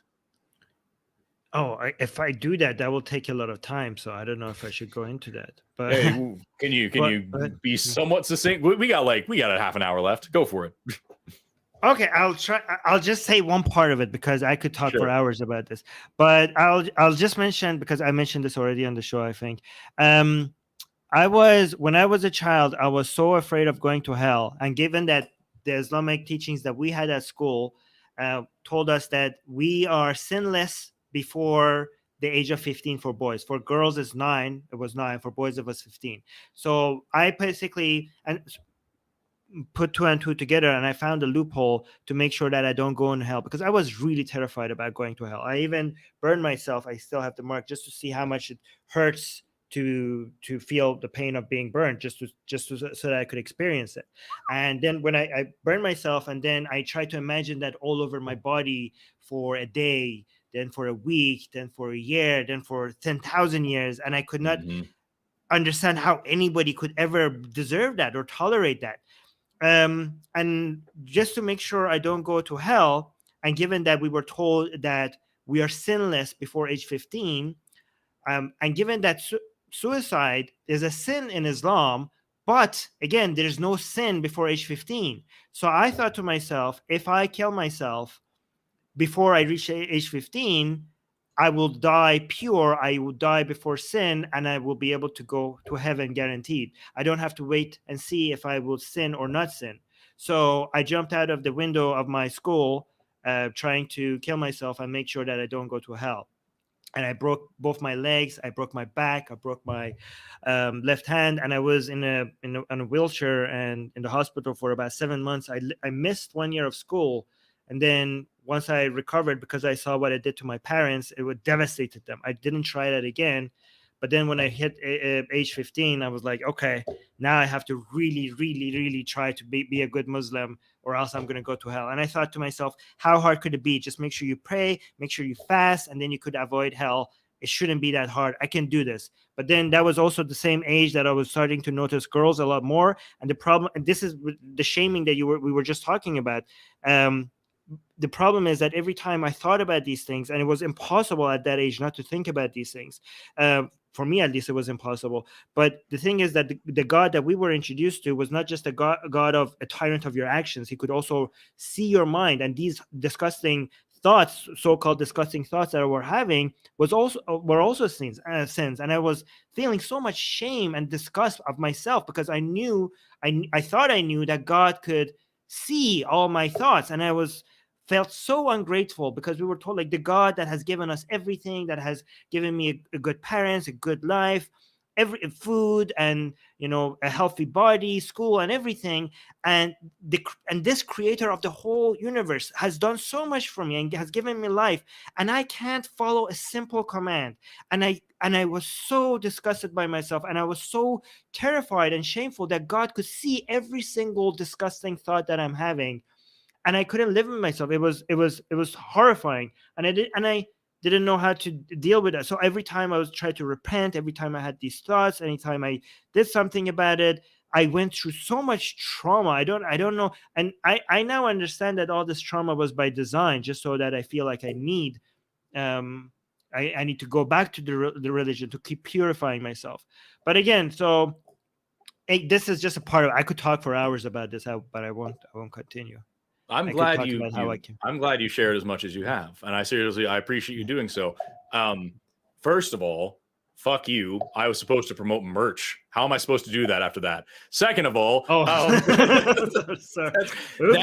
that's so. But like your story is so incredibly important and so incredibly touching, and like that. I want to jump really quickly into the next call immediately. Because the next call is from Carlos, who's an atheist in Puerto Rico, pronouns he, him, who wants to clarify why I call myself not just an atheist, but an anti-theist. Carlos, you're on AXP. Did you hear everything that Armin just said? I think I did. I might have lost something, but I think I got general idea. So hearing that, do you need me to explain any further why I am an anti-theist and not just an atheist? First off, good evening, y'all. I hope you're having a great time. I know the calls have been a bit stressful, but I think I didn't. I get really awkward every time I have a chance to call in. So the thing is, what I was trying to explain the telemarketer was that I find myself agreeing more and more with particularly your views, Forrest, and I have to thank you. You've been very instrumental in my deconversion. Thank you. And the more I see myself agreeing, I'm like, okay, so how do I get it to a point in which I say, more than just being an agnostic atheist, am I an anti-theist? And so it's just I guess my initial question was going to be something like around the lines of, how did you get to that point of not just saying you're an atheist, but rather an anti-theist? And is it normal that I fear that more than the shame or not the shame, but just the general rejection of atheism and the taboo of atheism, particularly in my country, in Puerto Rico, which is extremely, extremely conservative. Is it normal that I feel like I could feel like even more alienated from general society if I say that I'm an anti-theist? Is that is that like? Of course, I live in Oklahoma, dude. You want to talk about a conservative religious place? I am on the buckle of the Bible Belt. I get that alienation, but like, you just heard what Armin just said about his life, about a suicide attempt because of this religion, about the way that he had dealt with shame and self-loathing because of this. You just heard the last caller where a dude tried to explain why slavery was acceptable because God wanted it that way. You see the brain rot and the significant emotional and mental damage that is caused by religion. That's why I call myself an anti-theist, because I don't just believe that religion is wrong. I believe that it's harmful. I believe that it is corrosive to society. I believe that it is carcinogenic to civilization. I believe that it is something that destroys the person and also the society that they live in. I think it is an evil, terrible thing that is a vestigial remnant from mankind's early stupid past, and we still have it here just because there are so many people who, like, we talked to another caller talk about hell a little while ago, who are afraid of not believing it. And I realize all religions don't have that same construct, but because we are afraid of the dark, and because we are afraid to die, and because we are afraid of the unknown, and because we don't learn how to negate logical fallacies until a little bit later on in school, we have religion. And if we were to stop teaching it to children, it would be gone in one generation. There's no way that anybody would do this on their own again. There's nobody, no adult would willingly sign up for this unless they were indoctrinated into it. And we pretended as a society that faith is a virtue and that these things are necessary and important parts of our civilization. You see the harm that it does. So yes, I agree with what your question was. Yes, it can make you feel very alienated. It can make you feel very isolated. But if you're asking me, my own personal opinion, I think that it's the only moral way to proceed. That this is something that is so clearly harmful that I don't care if it permeates my society, and I don't care if it makes me an outcast, and I don't care if I'm going to suffer significant social stigma. I am going to continue to speak out against it because it's hurting people, and I care more about people than I do about tradition, culture, family, whatever. Like I care a lot less about that than I do about human lives and well-being. So that's my answer to your question, Carlos. Right. Can I make a quick follow-up question? I know you guys are. Yeah, I'm gonna let Armin say something. Sorry. Can I just add something to what Forrest said, Carlos? Yeah, because I don't know. So first, I just want to mention that. So Forrest is very brave and he's willing to pay a high price for his activism, but not everybody has to pay that price. You could be anti-theist and not talk about it. Like when we say somebody is anti-theist, they could, if they don't want to pay the price, and if they're not comfortable, or if they're living in conditions, being an anti-theist just means that you have certain views. It doesn't necessarily come with you being outspoken about it. You could keep your anti-theism views to yourself if you want, or if you don't think that it's worth it in the conditions that you're in. And also, I do think the word anti-theist gives people a lot the wrong impression. I think anti-theism is what we're going for, but anti-theist just sounds nicer because we are not. Yeah, so we are not against religious people. We're against bad beliefs. We're against beliefs that don't match reality, right? So, but we don't hate the religious people themselves. We actually, a lot of the activism that we do against religion is for the sake of religious people because they are the main victims of religion. And also, the reason why I think we are anti-theism is because we are against all harmful beliefs, and religion just is a big part of it. Any belief that doesn't match reality or is very far off from reality is harmful to society. So we are at war with all forms of beliefs that are harmful to society, including religion, which makes us anti-theist. But we are anti-dogma, we're anti-superstition that is not even theism as well. Does that make sense? It does. Yeah. Okay. So yeah, we could go on and on with this, Carlos. That the main thing is that beliefs inform actions, and people behave based on what they believe. Like we talked about earlier, the people who supported slavery and who still try to defend it do so because of their beliefs. Armin made a great point about that the religious are the first victims of religion, but that doesn't mean they're the last victims, because who's out here taking away LGBT rights? Who's the people out here pushing, transphobia and shitty? Who's the people out here, pushing against, trying to put prayer in schools and trying to force their beliefs on everybody else? It's all the KKK is a religious organization. Al Qaeda is a religious organization. Boko Haram is a religious organization. The Lord's Resistance Army is a religious organization. The fucking Nazis are a religious organization. So that's why I am very much outspoken about it. But I think Armin also touched on two really important things, which is you don't have to be as loud and obnoxious as I am. And also being anti-theism doesn't mean that you're anti-theist person. Like, I have no problem with people unless they're evil people. But I don't hate people. I hate religions. There's two things in this world that I have a problem with: religions, all kinds, breath, all kinds. You can get rid of those two things, the world would be a better place. I mean, anyway, Armin, I want to thank you for what you said. I think what you touched upon was very eloquent, and I thank you for your input. Of course, Forrest as well. I also try to be outspoken about my views about these topics and other topics that also I'm passionate about. So that's why I guess that's where the fear stems from. I wanted to ask a quick question for us, if that's okay, and Armin as well. Recently, I was discussing these topics with my best friend, and when I was approaching him with the idea of me not just being an atheist but also being an anti-theist, I made a quick reference to the Bible and just taking him through. He's obviously a theist. I was trying to bring an analogy of how the Bible accepts a lot of things that we in society today recognize that are evil, such as the example of slavery that was discussed earlier. And I don't know if it was a straw man or something from him, or maybe I was not clear with how I represented what I was trying to say. But he told me something along the lines of, okay, so if you have a book and there's some bad stuff in the book, but there's also some good stuff in the book, you're going to dismiss the book entirely. Like, he brought an example of Lord of the Rings. I can't really speak much about Lord of the Rings, but I really don't know anything about it.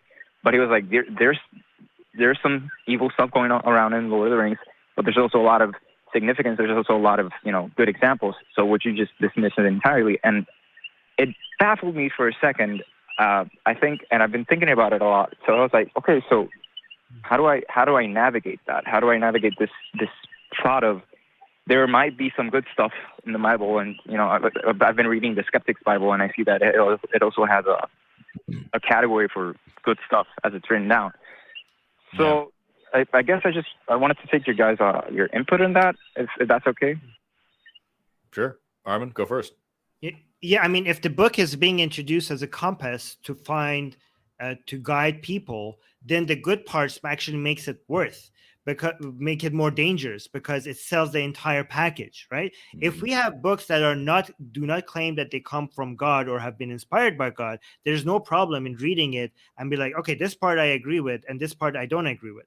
But because these books claim that they are a compass, a moral guide for all people at all time, then if it has evil parts, harmful parts, and good parts, the good parts that actually makes it a more dangerous book because they use it as a marketing tactic, as a PR, as a sugar coating around a poison pill, so that you accept the entire package. These books, because they come with the claim that they come from a divine source, they come as a package. You can't pick or choose. And if you are picking and choosing, then you are using a different compass other than the book itself to judge whether a message is good or moral or not moral.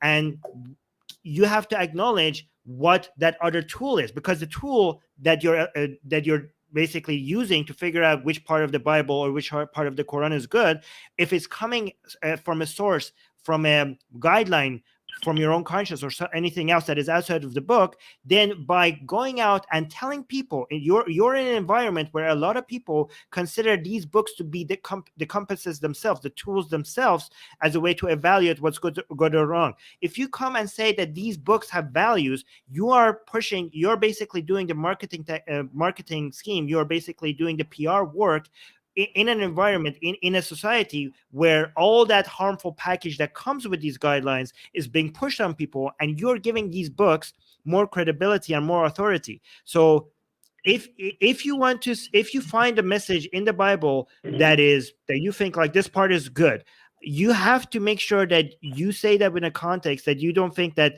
it's because the religion is good or because this book is a good moral. For example, one verse in the Bible that I think that I'm okay with is you shall know them from the fruits of their labor. That makes sense to me. That's actually a verse that I use against the Bible, against religion itself, because I see the fruits of their labor and it's horrible, right? So But also realize that religion would have been much less dangerous if it was purely evil. If the Quran did not have a single good advice, which is almost impossible, that would be a bigger miracle than anything we've seen in the Quran. Any book that long at random is going to hit at some good advice at some point.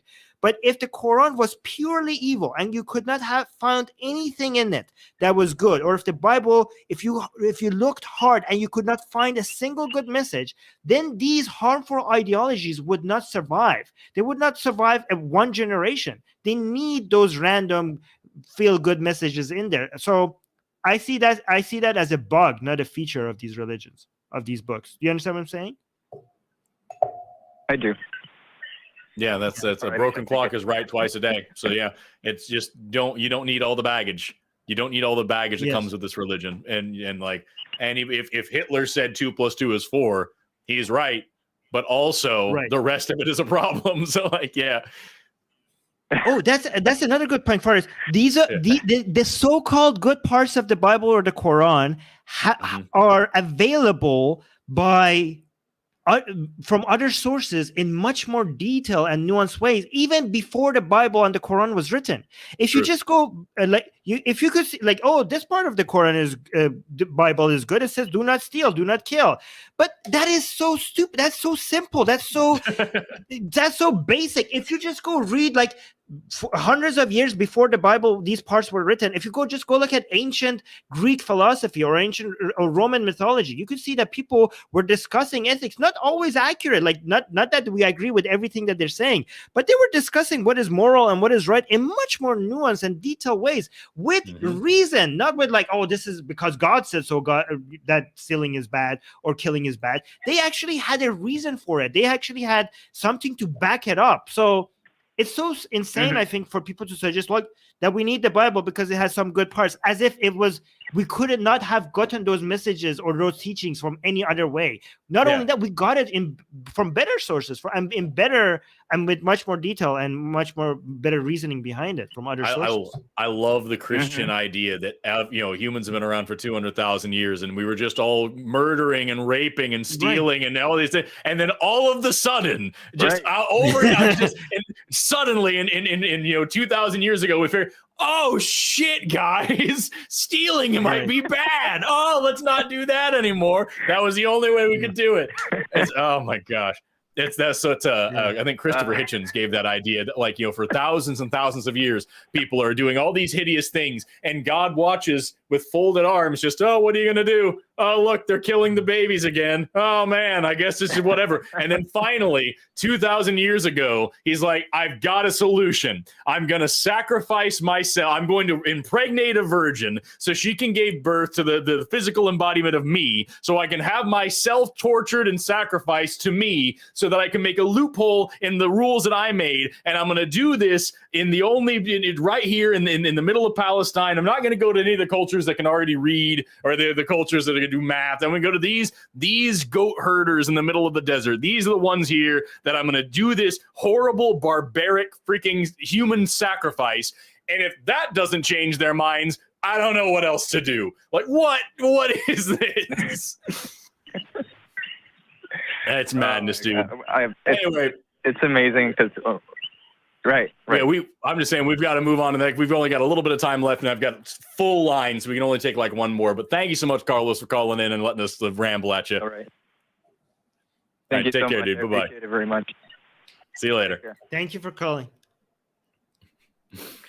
Great. All right, really quickly before we wrap up, because we've got like a ton of calls left. I'm only gonna have time to do like one more anyway, but like I'm gonna really quickly. We've got several more super chats. I'm gonna try to get through a bunch of them. Native Atheist sent $20 to say awesome hosts. Thank you very much. Bond Servant sent another $5. Hi, Forrest. I'm a Christian Calvinist. Do you think I can be rational like you? I don't think you're serious. If you sent $5 to this show as a Christian Calvinist, no, Calvinism is by itself not possible to be a rational thing. You think that God knows everything that's going to happen. Maybe I'm misrepresenting Calvinism. For what I understand, it's the predetermination, where like God already knows everything that's going to happen, knows whether or not you're going to go to hell, but still made you anyway. We've talked about that on the show before. That means that God made certain people to torture them.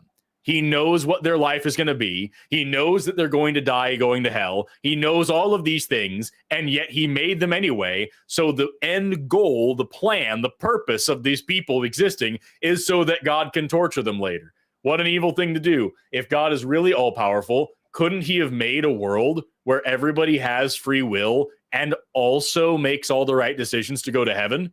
That's a logical possibility. And if God's capable of anything, he could have done that, but he didn't. So he intended for certain people to be tortured, and he made them so that he could torture them. How evil. We've got... go for it. Yeah, I mean, if the question is, can I be rational?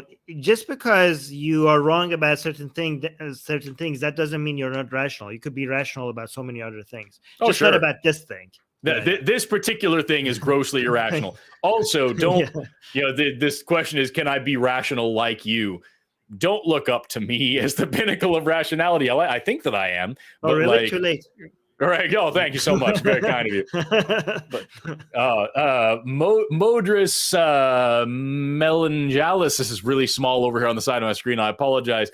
Sent €5. I know it's off topic, but thank you, Forrest. You made me love biology because of your passion you speak about. Always, sorry, not my first language. That's very, very kind of you to say. Thank you so much. Never stop learning. Biology rocks. Alison Ferguson, a new channel member, sent $10 to say, one more. Forrest said there's no shame in sex between two consenting adults. How about one consenting adult?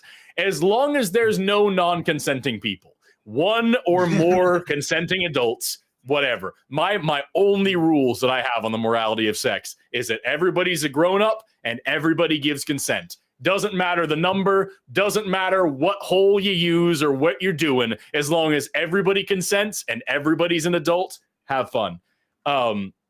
Twinkle Toe sent another £5, sending love to Armin. I'm so sorry for what you went through. It's very kind.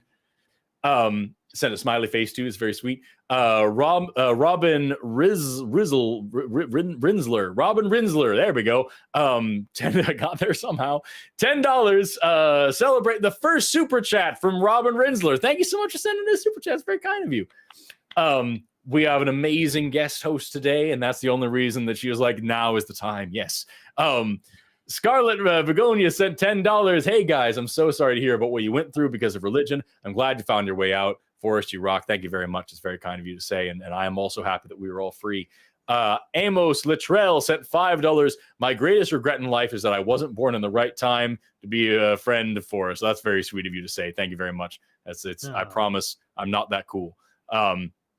Those are the things. And now we've got one more quick thing, which is that we have a 24-hour live stream of all the ACA shows. You can watch 24 hours a day, listen to your favorite calls, listen to your favorite hosts, listen to new people that you haven't heard before.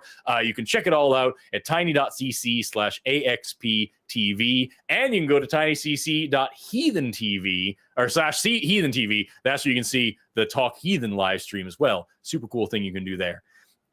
With that, I've got one more call that we're going to have time to take. It's already 6:26. The show ends at 6:30. So we might go a little over time. Is that okay with you, Armin, if we go a little bit over? Oh, yeah, for sure. I love doing this, for sure. Okay. So this will be should be a quick one, but we'll get through it. We've got John, pronouns he, him, calling from Canada, wants to talk about Pascal's wager and wants to say that we'll ask if we think we're in danger. John, you're on the Atheist Experience. How are you doing today? Hi, Forrest. How are you? Hello. I've never had a bad day. I'm happy to hear that.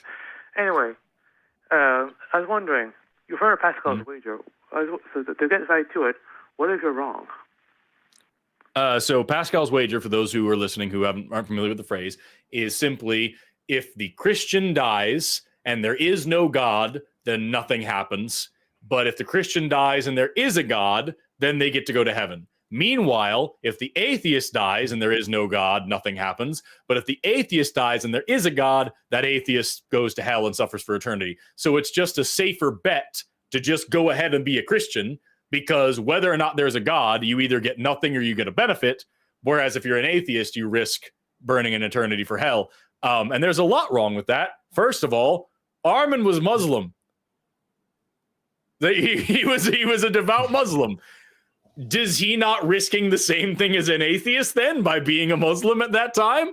What about literally every other religion ever? How worried are you as a theist? Because it says here that you believe in God. So are you worried about Pascal's wager in Islam? Are you worried about the Islamic hell, that you're not going to go to the hell that Armin used to be afraid of? Are you worried about that at all? I'm not worried about that guy. I know there's only one. No, of course not. What about believing in Thor and Zeus and Odin and Quetzalcoatl and all of the other thousands of gods, many of which had hells and things like that? Are you worried about any of those? Let me tell you something. All those gods he's talking about did not create the greatest nation on earth, the United States of America that you live in. So what? There's only one. Literally what?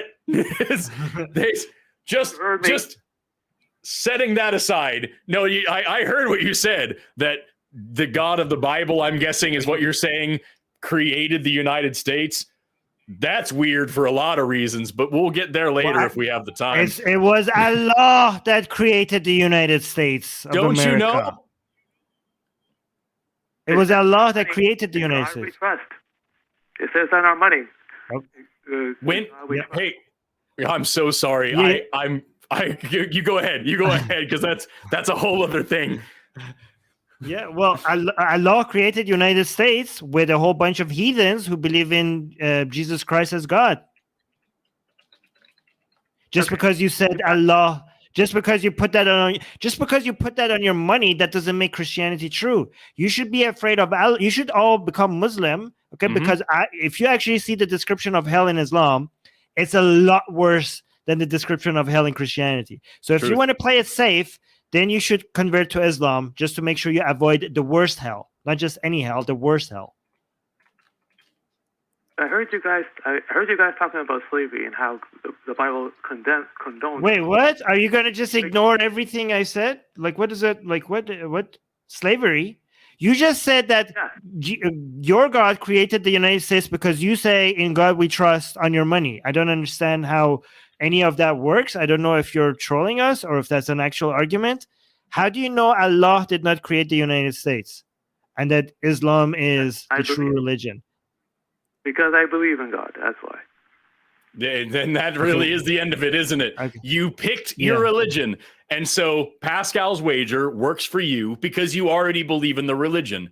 You don't worry about the same exact conundrum in every other religion ever, because you don't believe in those. So if I don't believe in your religion, why on earth would I care about Pascal's wager? When you realize why you're not believing in all of the other gods and you don't fear all of the other hells, you'll understand entirely why I don't believe in your God and I don't fear your hell.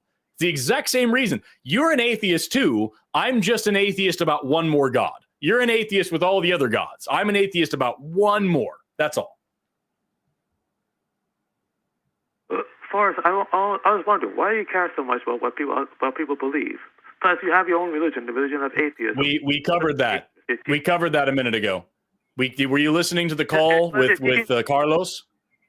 Because your religion is affecting our lives. They can change genders. That's very dangerous. You're setting children on a bad path. You should be ashamed. Hey, John, really quick. 3 things. Number one, I'm not. I would love to entertain your transphobia for a minute, so I could explain that sex and gender are different things, but it's not really worth our time at this time because we're already running late. If you want to hear why we care about what other people believe, go back and listen to the call with Carlos and listen to what Armin said right before that call. Religion affects us whether or not it's true. People force their religion on others. People use their religion all the time. John hung up. But people use their religion all the time to take away people's rights, take away people's freedoms, to be hurtful and harmful to all of us. It causes them severe emotional and mental trauma on people.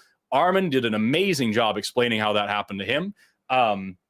It's very easy for you to go listen to what we actually said rather than just trying to call in and say whatever the hell you want to say. Also, I want to throw out, I'm ashamed. I'm not ashamed. Sorry. I'm dejected that John chose to chicken out at the last minute and not listen to the rest of the call. Probably explains why he thinks the Pascal's wager is a reasonable argument, because he's never actually listened to anybody who disagrees with him.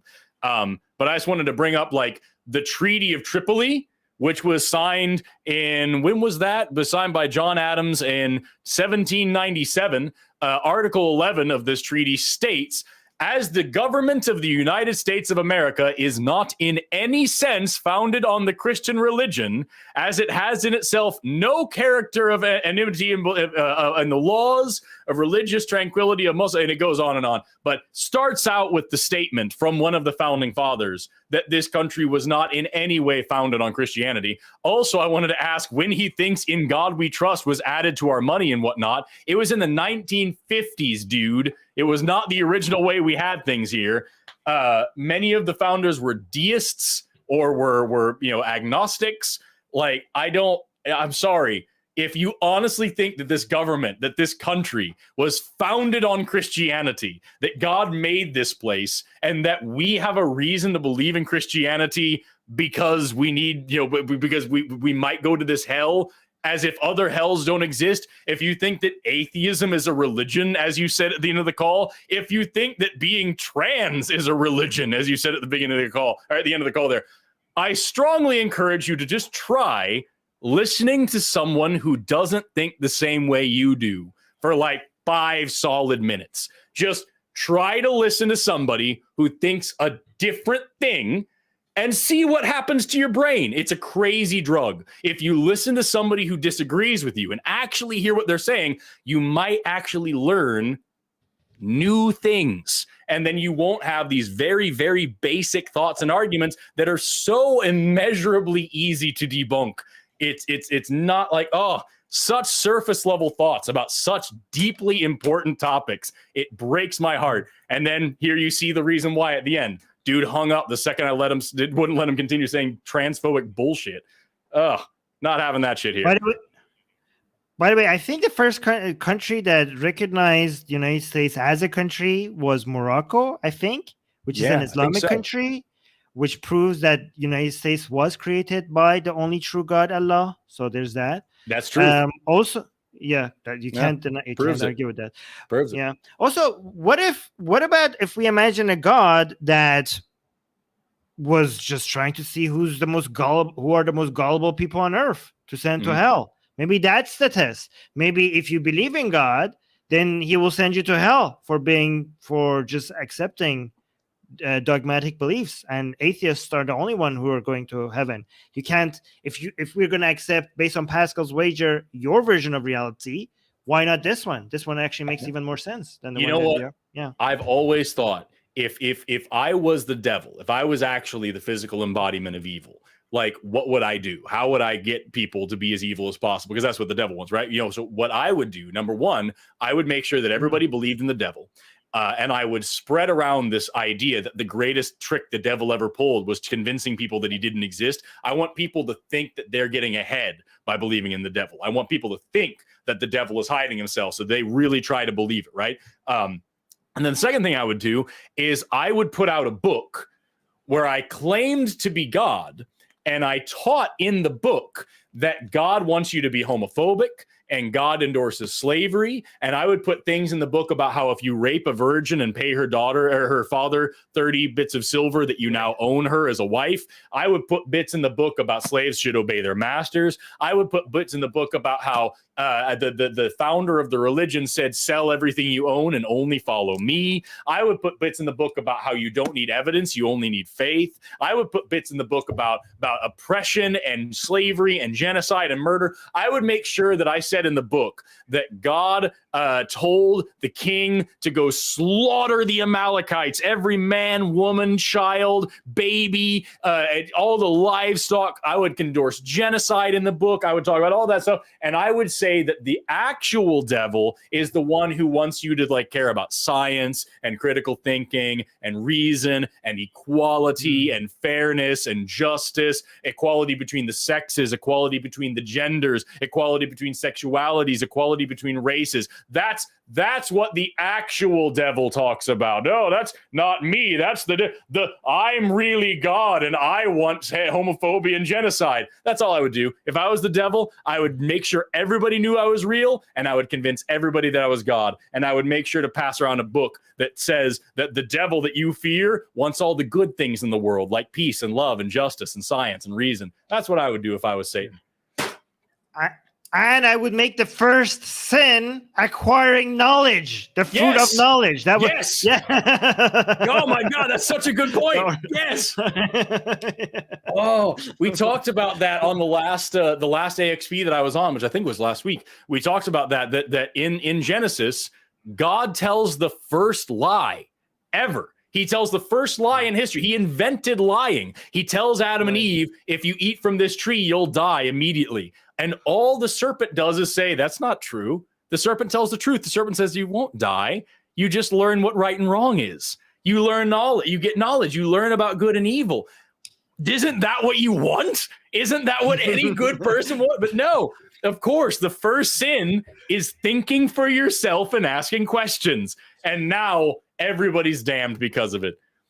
Man. What a great show. It's so obviously evil. It's like you're not even trying. I don't understand why people can't see this. It's so obviously evil. Before we wrap up, we have a couple of final super chats.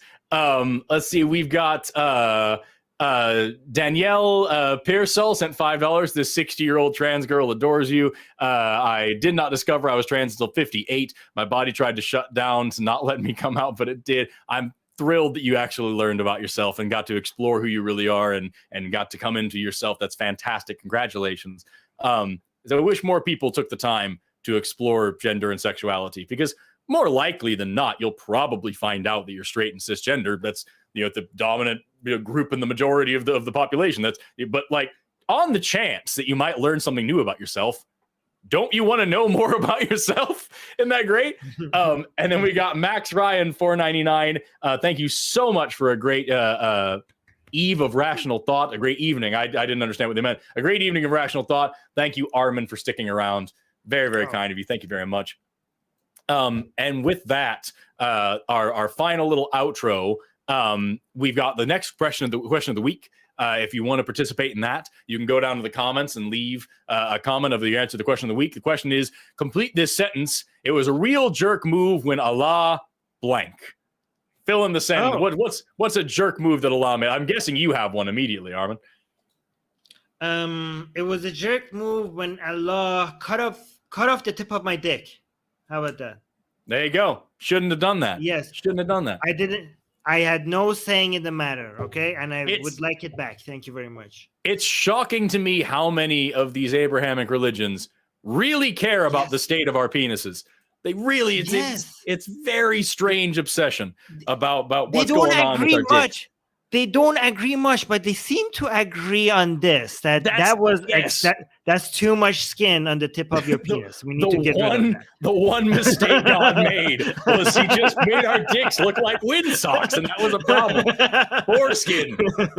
Foreskin is sin. You heard it here first, folks. But with that, it's been a fantastic show. Armin, thank you so much for spending a couple hours with us and for hanging out. I've loved doing this. This is the first time you and I have actually hosted together or really gotten to chat at all. And it's been an absolute delight. Oh, thank you. I appreciate you saying that. That just made my day, hearing you say that. Thank you. That's very kind. I want to shout out really quickly the mods in the chat. Thank you so much for being here. Also, everybody working on the show. The crew is amazing. Can we get the crew cam up really quick? Take a look at our crew members, our people. There they are. Yeah. Of course, Greg's wearing that. Great. Thank you so much for being the crew, for making this show a reality. Thank you all for watching. I really appreciate everybody tuning in. Have an awesome rest of your day. Remember that trans rights are human rights, and never, ever stop learning. Goodbye. Bye, everyone. Trans rights.